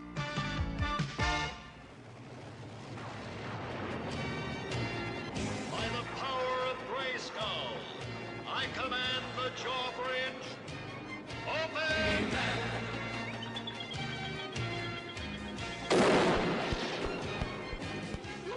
The Powers of Grayskull series will cover every episode of all 4 Masters of the Universe cartoons. Join Optimus Solo and myself, TF2 and Mike, as we tell tales of Eternia, discover the myths of Etheria, become masters in space, and finally Masters of Grayskull. We'll have a commentary on the Secret of the Sword film, and a few other special episodes. You can find this 125-episode-long podcast in iTunes and on the web at geekcastradio.com. By the power and honor of Grayskull, we all have the power. Hurry, Skeletor, hurry! I am hurrying, I'm hurrying! Kid? Yes? Shut up. Beyond the Night is the GCRN's latest review podcast. We are covering everything in the Knight Rider television universe, from the classic 80s TV series to the 1991 reunion film, Team Knight Rider, and the 2008 relaunch series as well. So join TF2 and Mike and Dion the Music Man as they go in-depth and Beyond the Night only on Geekcast Radio Network. You can find Beyond the Night in iTunes and on www.geekcastradio.com. Kid? Yes, Michael. Just keep driving. And now, back to Jem. It is time to recap Season 3 here on Showtime Synergy for Jem and the Holograms. As always, we start out with favorite characters. I'm going to go first on this since I only have 5. Well, 2 actually, or 1, but Jem and Jerrica, obviously. I don't think I like their characters here, obviously, but I don't think there was enough character development. Like, I wish they would have. And I know this season suffers because it was only half a season. I get that, but I don't know. There are just some of those episodes I wish were more character driven than what they were. Minx, as much as she's going after Rio and all that, she had a really good character building episode this season. Well, the only season she's in, but I really did like her character turn both times, when she turned good and when she basically turned to I just don't give a shit. And then it only happened after his character development in Hope, but Riot, I never thought I'd put him in a favorite character category. But after Riot's Hope, I mean, how can you not like the guy? Unless you're just like a heartless, cold person. Well, Nicole, favorite characters? Okay. I love the Stingers, but That's how I have the stingers down because I liked all three of them. I love how batshit crazy Rapture is. She's just totally insane to the point where, like, how does anyone believe her? She is so extreme and so mental. I love all her crazy ideas and things that she comes up with.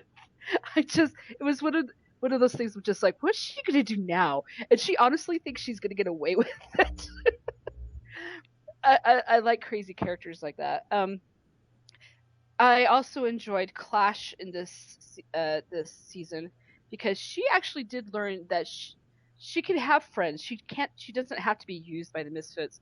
Gemma the Holograms actually took her in for a while, and she actually learned her lesson. Like, oh, this isn't a bad way to be. So I kind of like her character development as well. And let's see. I thought I had someone else put down on here. I guess I just put down all the stingers because I really had a fun time with them. So, but yeah, Rapture being my favorite. Oh boy, Amy, what about you? Well, besides the Yeti, that that was last in this season. Yeah, I know. And Tech Rat, because like he was last season too. I think because I really kind of like the Stingers. I mean, I know they're very conceited. They're very conceited. Oh my gosh. But I loved the addition of the third group. It just seemed to really kind of work. I don't know. I can't say anything. That's all I really put on here because I liked Clash. I liked a lot of the other things too. But I really kind of liked the dynamic that the Stingers put in here. And yeah, after 12 episodes, not only were they introduced, but I fell in love with them. So as messed up as Rapture is, I kind of liked what's going on with Minx and Riot. Both of them were. Minx, she had her episode too that really showed her a different side to her. Yeah. I really like that. Rapture, she's just crazy. Yeah. I love it. I don't know. Well, we love other characters because they're crazy, like, Roxy. Yes, I love Roxy. Oh God, can you imagine if there was ever a Roxy and Rapture buddy cop show? Oh wow, that would have been cool. They would be cops. They would be more. You know what I mean. Well, maybe the comics will do something with them. Yeah. Who knows? All right.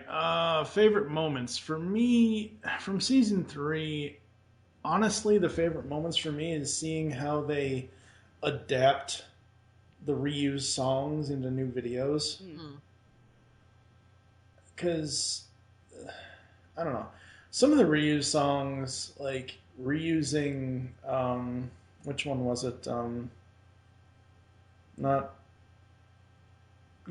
Reusing Hollywood Gem 2 times in the same episode.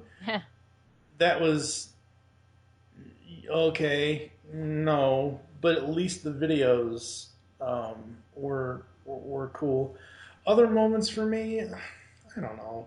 I do like we've already said, the entirety of Riot's Hope. There really isn't one or two moments I can pick out of that. The whole thing is good. I do like the animosity between Riot and Rio in the Stingers Hit Town. I thought that was a cool moment. I don't know. Amy, what do you got? Let's see, favorite moments. I also liked all the times where Rio and Riot, were against each other, but especially so in the season opener when we get they're getting, that's my girlfriend now. Anyhow, I'm the perfect man. She's got to be the perfect woman, and we're perfectly suited to one another. That was good. But anytime that Minx goes after Rio, that was always hilarious. That's fun. Pizzazz being head over heels over Riot. I have that to too. The point oh my gosh, where it's so Rapture does this whole bamboozle trick thing on her, makes her do stuff, and then Riot plays along. I was like, oh my gosh, that's got to be the best moment. That's got to be hilarious. I have that as one of my favorites too. That's really good. I also like the part where Clash shocks the Misfits with her latest disguise because they can't tell that it's her. And then she's like, really, honestly, guys. and she takes it off, and they all look at her like, really? So that was a really good one too. And I know there were a couple of other ones, but I couldn't find them, so I haven't put them on here. Sorry. My turn. What about you, Nicole? Okay. Yep. Okay. Again, I love the Rio Riot fight. I'm like, oh, these two pretty boys going at it. I love it. Kick his ass, Riot. You know? No. The whole pizzazz, the lovesick thing. I love the song, and I love the whole how extreme Rapture took it. Just like you said, I love Rapture. She's just insane, and I love all the She stuff. would never do that for anybody else. I mean, if anybody else tried to do that, pull that wool over her eyes like that, she would just like, you suck, and she'd just punch him in the face. But no, it's like Rapture is totally giving her this total line, and she's buying it hook, line, and sinker. It's just like, oh my goodness. She must really be head over heels over him. Yeah. See, here's the thing. It's like Rapture going after... Okay, Rapture is the mischievous one out of the three of them, obviously. Rapture going after Pizzazz, like in a story sense, really makes no sense because after what we've seen in Riot's Hope, where almost it seemed that Riot and Minx were an item at one point or another. I mean, because remember in Riot's Hope, she walks off with him and they're arm in arm, and eventually I assume they had some sort of relation. Likes the chaos. Yeah, that's true. And she knows that Riot will play along, so why not? You know, as cheesy as Beauty and the Rock Promoter was, Beauty and the Beast, I still like that story. I think I've been listening to the music and I kind of like the songs from it. So I'm like, oh, this is kind of fun, you know. But yeah, I have to agree with you there. It was cheesy. Don't get me wrong, but I loved it. I love the craziness, like the Midsummer's Night Madness. It all goes crazy. I mean, it's just. Yeah. I kind of like smoking pot in that episode. Yeah, I think so too. Let's see. I'm trying to think. And of course, just all of Riot's Hope. That, like I said, I wish that was a season finale.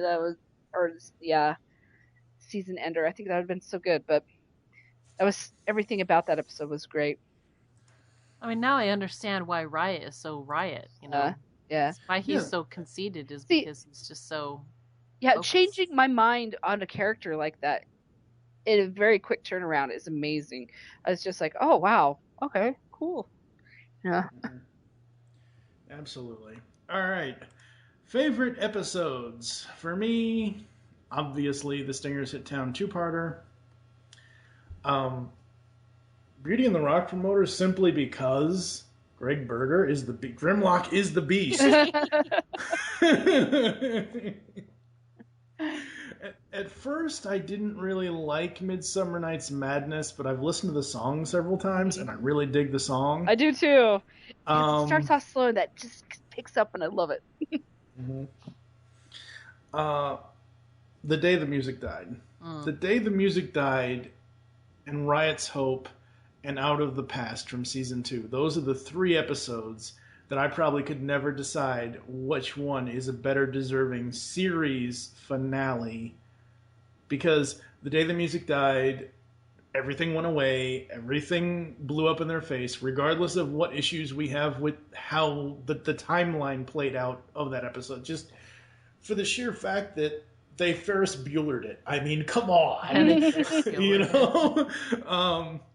And, you know, we've already gushed for, ladies and gentlemen, in between, when we do the off-air stuff, in between the actual recordings, for this episode alone, I pointed out to Amy and Nicole the time span of this episode, not counting any audio bits I put in.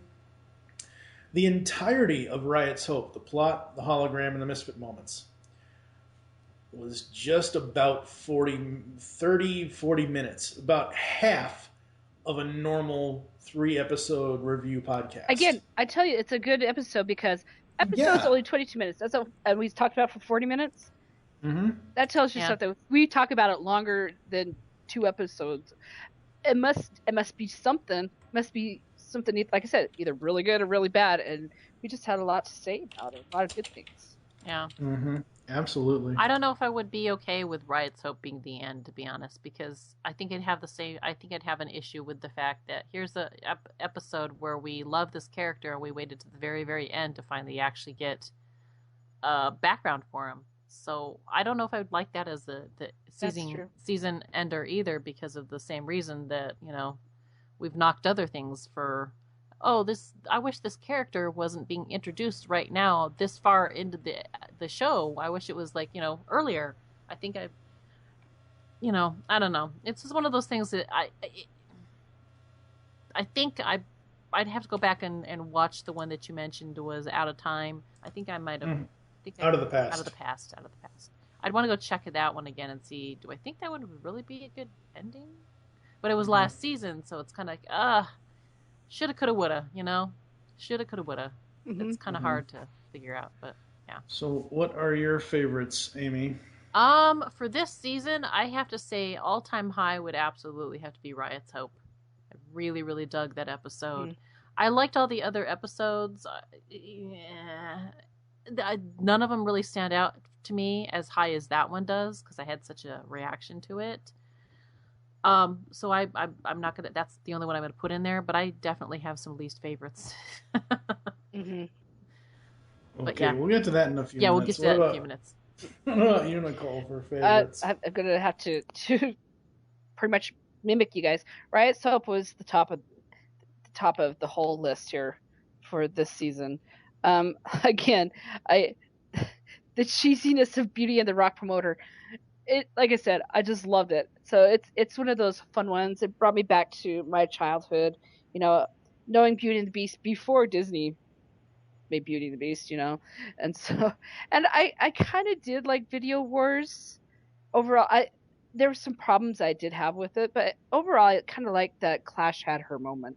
So, I did enjoy the 2-part opener, but I would have to say it was basically Riot's Hope and Beauty and the Rock Promoter were my favorites. Alrighty then. So, as I Ace Ventura it up, or The Mask, or whatever, least favorite time, folks. Least favorite characters. I know Nicole's gonna bash me over the head with a Flintstones club or something. Rapture. What? How can you not like Rapture? She takes things too far. Like, okay, I understand she's the I know, but I understand she's the mischievous one, but she just takes things to the point where they're too unbelievable. I know, but the she whole thing believes it, and that's what makes her awesome. No, but that's the problem. She believes she's getting away with it, and yes, it is. No, because it makes more an adventure then. Okay. Anyway, we'll just agree to disagree. Okay. Yeah. Okay. Let's see. Rapture's honestly the only one I wrote down, because this season there were no annoying kids, there were no annoying subplots, there were no one-off episodes with Fitzgerald Beck type characters. And I'm not saying Fitzgerald Beck is an annoying character. I'm just saying that there were no. We had the one with the Old rock Houdini star magic. Yeah. Okay, well, yeah. We had a couple Old Houdini one-off magic. Yeah. I've tried to erase Old Houdini magic Exactly. from my memory, but thank you. Amy, least favorite characters? I had a hard time with this one because I pretty much liked everybody. I mean, I get Rapture. You have to have that crazy person in there, and she's that person. She does a really good job at it, and that's why I've really kind of enjoyed her character. So I'm not going to say, I didn't like that. So what I put in here as my least favorite characters are the characters that I wish I would have gotten a chance to know more about, and I put in here Astral and Regine, because I wanted to know more about those guys, and I didn't get a chance to because the season was short. So, I mean, they could have been used a little bit more, but they didn't get to. So that's what I decided to put in here. It's not that I don't love them. It's I wanted to love them more. Mm-hmm. So. Okay, I have a couple. I would assume so. Okay, Bonnie's pretend father, Andy. Oh, He could yeah. go, That's he could a go good one. fly off a cliff. And I can't even remember her name now. Jerica's third personality of Midsummer's Night. Jamie. Jamie. I knew it was another J. I did not care for her character whatsoever. I'm just like, go away. She can run into Rio again. Yeah. Yeah, that's right. Yeah, maybe that's the problem I had. It's just like, but I did That's not care all for she was good for, is running into Rio. I know. Even though it's Jerica, it's still, when she went to the personality of Jamie, I did not care for that. Ugh. I mean, yeah. So those are like the two characters that is just like, go away. Yeah. Okay. Yeah, character-wise, this season was pretty stable. It was just they introduced, like Amy said, a bunch of new characters where we really didn't know a whole lot about, so we really can't criticize them because we don't know them. Yeah. All right. Least favorite moments. Honestly, for me, it's simply one thing. Anytime there is no character development, or when the character development comes way too late. Because I think that's what this season really ended up being, was they wanted to throw the character. Don't get me wrong, I absolutely love Riot's, we've already talked about it, Riot's character development, but the fact that there's been a lack of it, or even a hint of, like, I understand he has to keep up this image, and that's fine, but everybody breaks down sooner or later at some point. In one little teeny instance before we get the big character development reveal. Like we've already said, you know, the whole thing with Regine and Astral, just throwing them in there. Ugh, no, don't just do that. What do you got, Amy, for least favorite moments overall? Okay, so least favorite moments. I'd say any time that Jem just up and left with Riot, she ignored everything, but then goes back to Rio.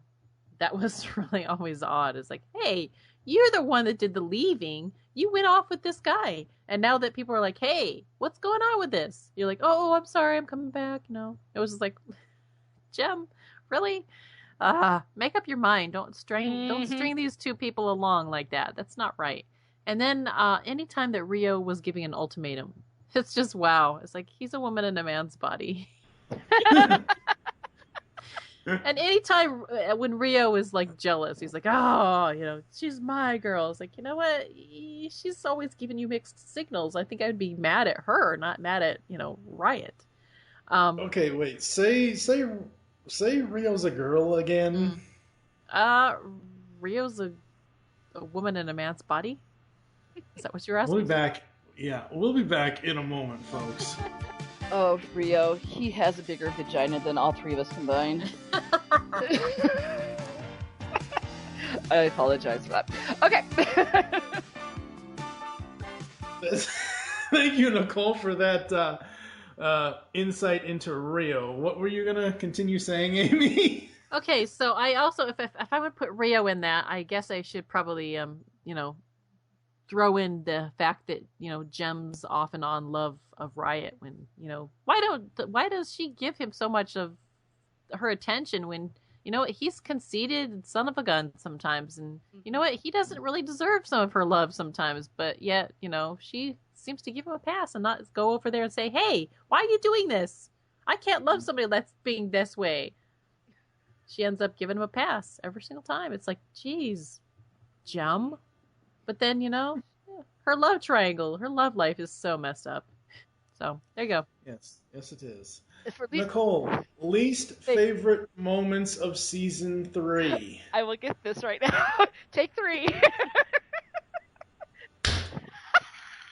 Was that a face palm? That was a face plant. I swear to God, I'm going to kill you. Oh, hey, promises, if you're gonna kill me, promises. just come over and visit, you know? Okay. Promises. Take 4. Nicole, least favorite moments of season 3 of Jem and the Holograms. The show's ending. Overall, like we already just talked about this, it didn't feel like it was a season finale or a series finale. it felt like a good end of the episode, you know. But how they handled it to go for so long for one last episode to have that 4-month gap and to end it on that, it was kind of like, it kind of felt like they weren't even trying. And I don't want to say that because I know Christy is an amazing writer and she wanted to keep this going. Mm-hmm. And I, like I said, I don't know behind the scenes, but that's just what it felt like to me. It's just like, well, we'll just put this out there and say, voila, you know. It's kind of like, you know, when your souffle falls and you just try to cover it up with icing, you know. it just doesn't work. But yeah, I agree with introducing new characters and not developing them. So, and yeah, I'd say those were my moments. All right. Least favorite episodes. Nicole, Okay. go ahead. Okay, so my 2 least favorite episodes were the ones that we talked about last time around, was Old Houdini Magic and Straight from the Heart. Mostly likely because I felt like those are stories we've seen before. They felt like they were reused. We've seen the magic show before. We've seen the struggling fashion designer, and it didn't play well for me. I'd say those are my 2 least favorite. Amy, what about you? In this order, A Father Should Be, that whole Old Houdini Magic, and Straight from the Heart. Those are my 3 least favorite episodes. Yeah. For me, it's, you know, essentially, we've become reflector people. And anyone that listens to this show that doesn't get that reference, it's a Transformers reference. That Old Houdini Magic and Straight from the Heart. As much as I love Buzz Dixon, because he wrote that episode Straight from the Heart, yeah. I just think that was one of the ones that the producers said, "Here, write this." Mm-hmm. I don't think, and I could be wrong, and I hope Buzz hears this, and I hope he realizes that I'm not criticizing him specifically. I'm criticizing whatever the situation was. But those 2 episodes, the magic episode we had with frickin' Frack was 10 or 20 times better than that Old Houdini Magic. Yeah. It just was. It just was. It's because you got characters named frickin' Frack. There you go. Yes, absolutely. That's something right there. All right. Overall thoughts on the 3rd season for me. Overall thoughts. The 3rd season wasn't long enough, obviously. By the end, I was pretty much like, wait, that's it? I want more. Mm-hmm. Yeah. I do think they did a bang-up job of getting the character development in there, but sadly, it came way too late.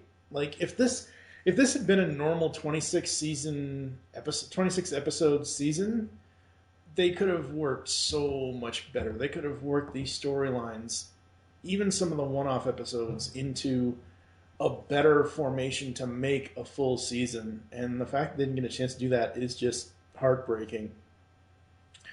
What about you, Amy, for overall thoughts on season 3? I'd have to say I agree. I mean, it's one of those things where, like, we got half a season and it already put it at disadvantage. But you're right. I wish that we had gotten to see more. I wish that we had gotten to see more things with the Stingers. I mean, there's a lot of potential that just didn't get tapped, I think, because of that. It's just, yeah. So because of that, the season felt, I mean, when it got to the end, I think that added to the rushed cut feeling of the episodes that were wrapping up at the very end. And again, like I said, it's challenging. There is a challenge when you have 3 different main bands that you're, 3 groups of people that you're kind of featuring, and that's a battle. That in itself is difficult. But then the fact that they only had 12, 13 episodes to feature the new band, it's kind of like, aw, I wish they could have done more with that. So someone always going to get sidelined for the episodes. So one band that got sidelined the entire series, the Limp Lizards. Oh, that's right. They did. We haven't even mentioned them until now. Golly. Yeah. Poor lizards. But yeah, it's. Nicole, overall thoughts on season 3? I mean, I think we all just feel like it's like you had that questioning because it was cut short, so short. What could have been? What else could we been adventurous to and seeing? Would Rio ever find out about Jeff? Yeah. I think that is the one thing that pisses me off about the whole series more than anything. Come on, you told some strange woman in the Himalayas that you were. You told the president. Yeah, but you can't tell your boyfriend. Okay. Yeah, I did in one of my, not the interview we have with Christy Marks on this show, but in one of the earlier interviews that I did with her, I don't know if it's actually in the interview or if I asked her off air. I did ask her if she ever got the chance, could she tell us or would she tell us how she would bring Jem into today's world?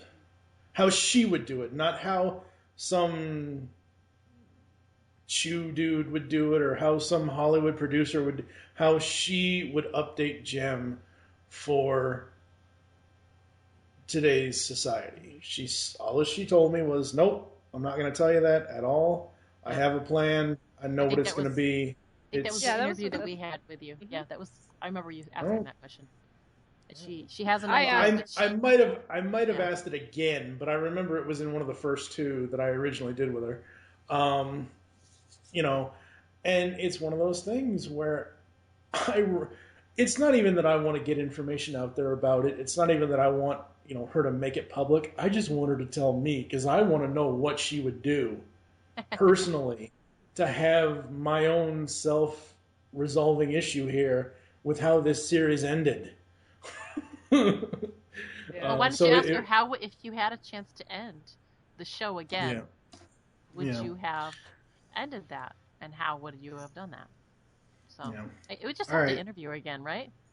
Yeah, I love that woman. She's awesome. Yes. Okay, so we got to go over some stuff here, folks, just for a little bit. Okay.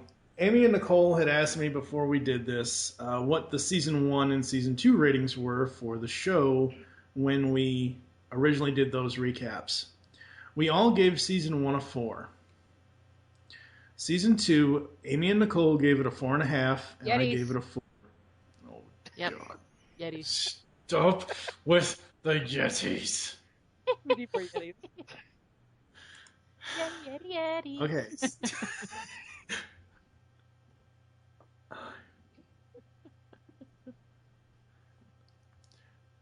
So that's the challenge, right? You just challenged us to never stop saying Yeti ever again. Oh, God. I'm losing control of my show here, folks. Not that I ever had any in the first place. But anyway. You had control? So God. Nicole, I swear. What? It's the only reference I can make. What? I'm control and you guys are chaos agents. Alright, so as I said, season 1, we all rated a 4. Season 2, you guys gave it a 4.5 each, and I gave it a 4.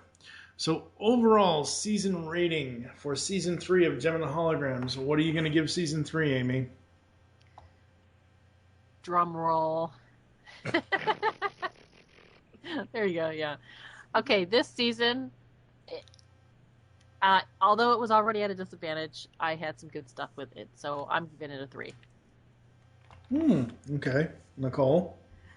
Oh, let's see. I also, Amy and I are twinners here because that's what I have written down too is a 3. Because there were some high moments, but man, there were some low ones too. So it was just like evening them out. I'd say straight down the middle, 3. There you go. I'm pretty much right there with you guys. I'm just gonna take 2 points right off the top for not having a full pickup. And I know that's not the show's fault, but just it wasn't long enough. There was like I've already said, if they had a 26 episode season, it would have been. They could have had 13 episodes. If they had the 26 episodes, they could have had 13 one-offs and 13 continuity-based things where they could have spliced them in between and had, hey, here's a gem adventure of the week, and oh, here's the continuing soap opera-ish storyline that we've been doing. Mm-hmm. But sadly, we didn't get that. We got the 13 or the 12 or however many we got. And yeah, I can't give it any higher than a 3. I mean, like you guys said, there are some amazing, amazing moments in season 3 and some really awesome songs and some really awesome quotes and lines and everything else, but it just doesn't hold up to the previous 2 seasons. It just, in quality. And I know it's because it's too short, and I don't want to have to keep blaming that, but that's really what it comes down to.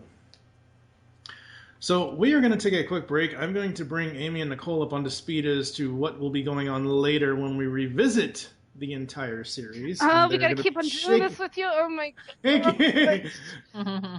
You know you love me. Never We're never going to finish. Ever. Just keep on going. Rio's your boyfriend, Nicole. Shut up. We'll be back after this.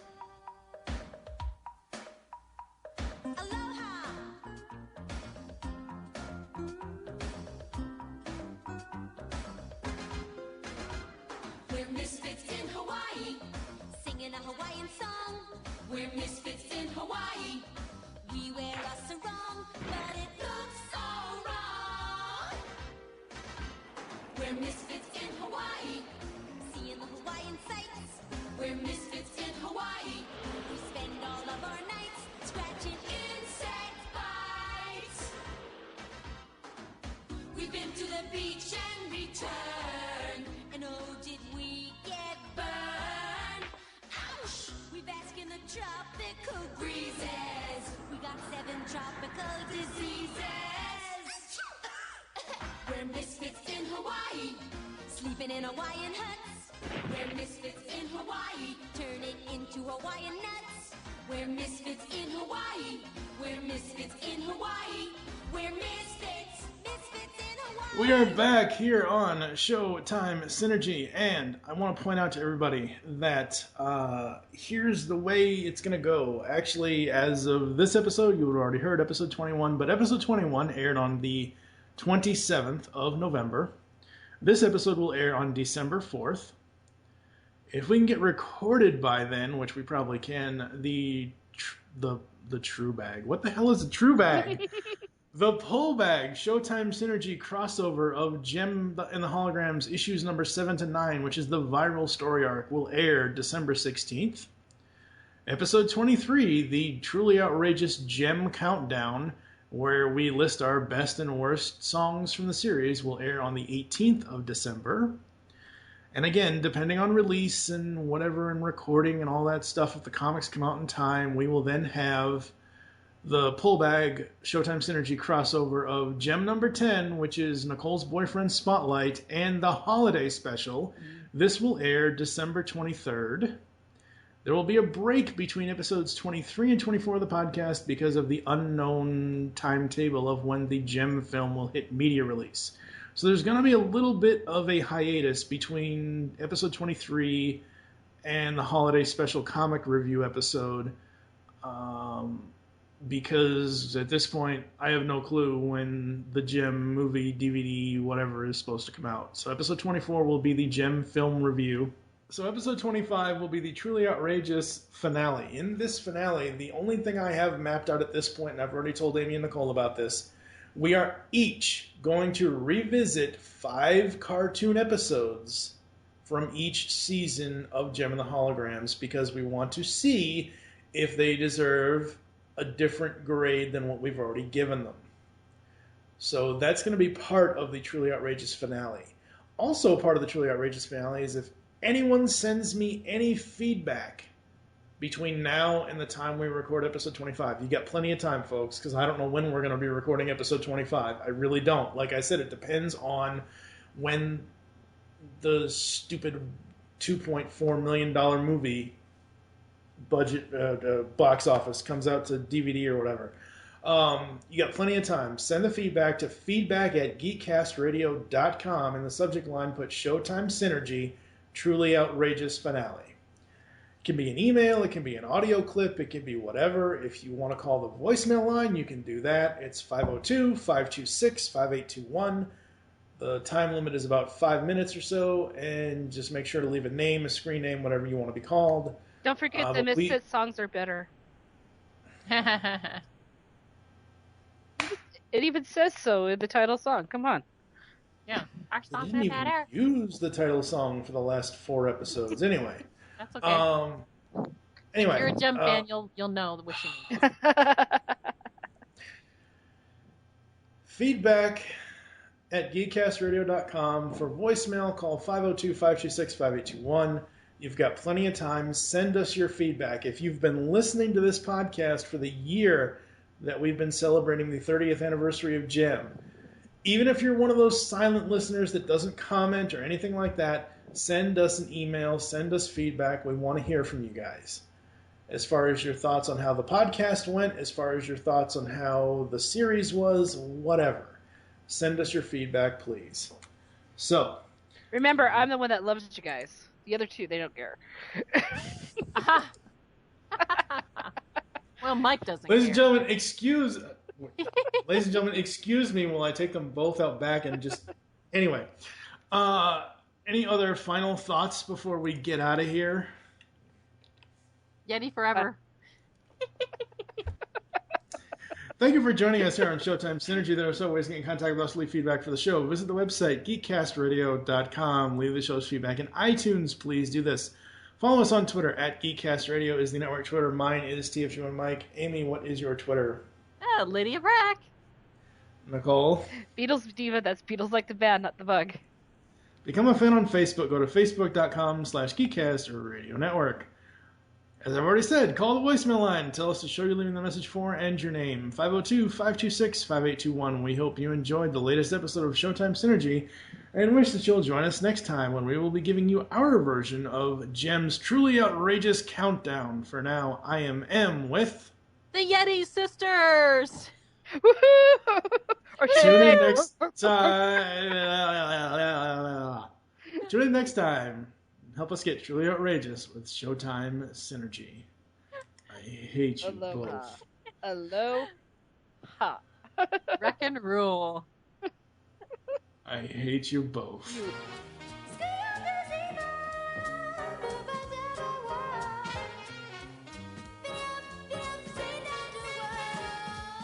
Cut it 1:30. 1:30. 1:30. Shut up. Shut up. What? What did we say? You said cut at 1:30. Shut up. 1:30 and all is well. Cut at 1:45. Shut up. 1:40 and all is well. Show's over, Synergy. I'm all right now that my father's here. Oh, Bonnie, and I'll never go away again. And this is from Gem and the Holograms. A little something to remember us by. Thank you. Oh, thank you.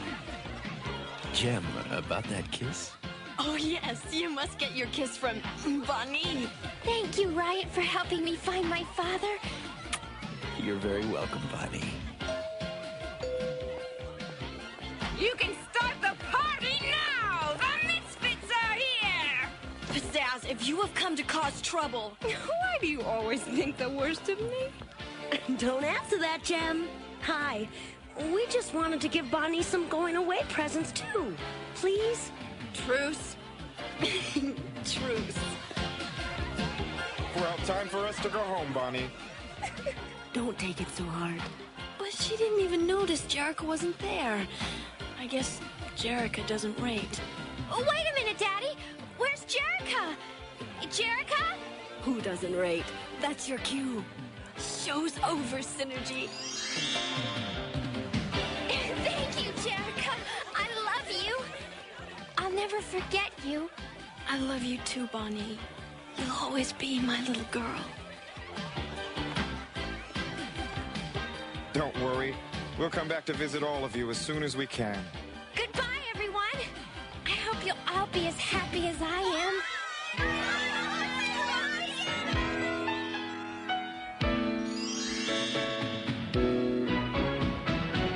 This is farewell, farewell, but not forever.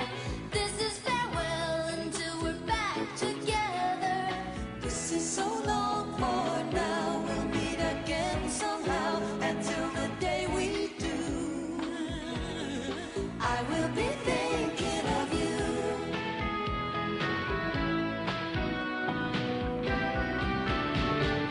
This is farewell to life the way we knew it. This is farewell, but somehow we'll come through it. We'll meet another day, you and I. This is farewell, farewell, farewell, but not goodbye.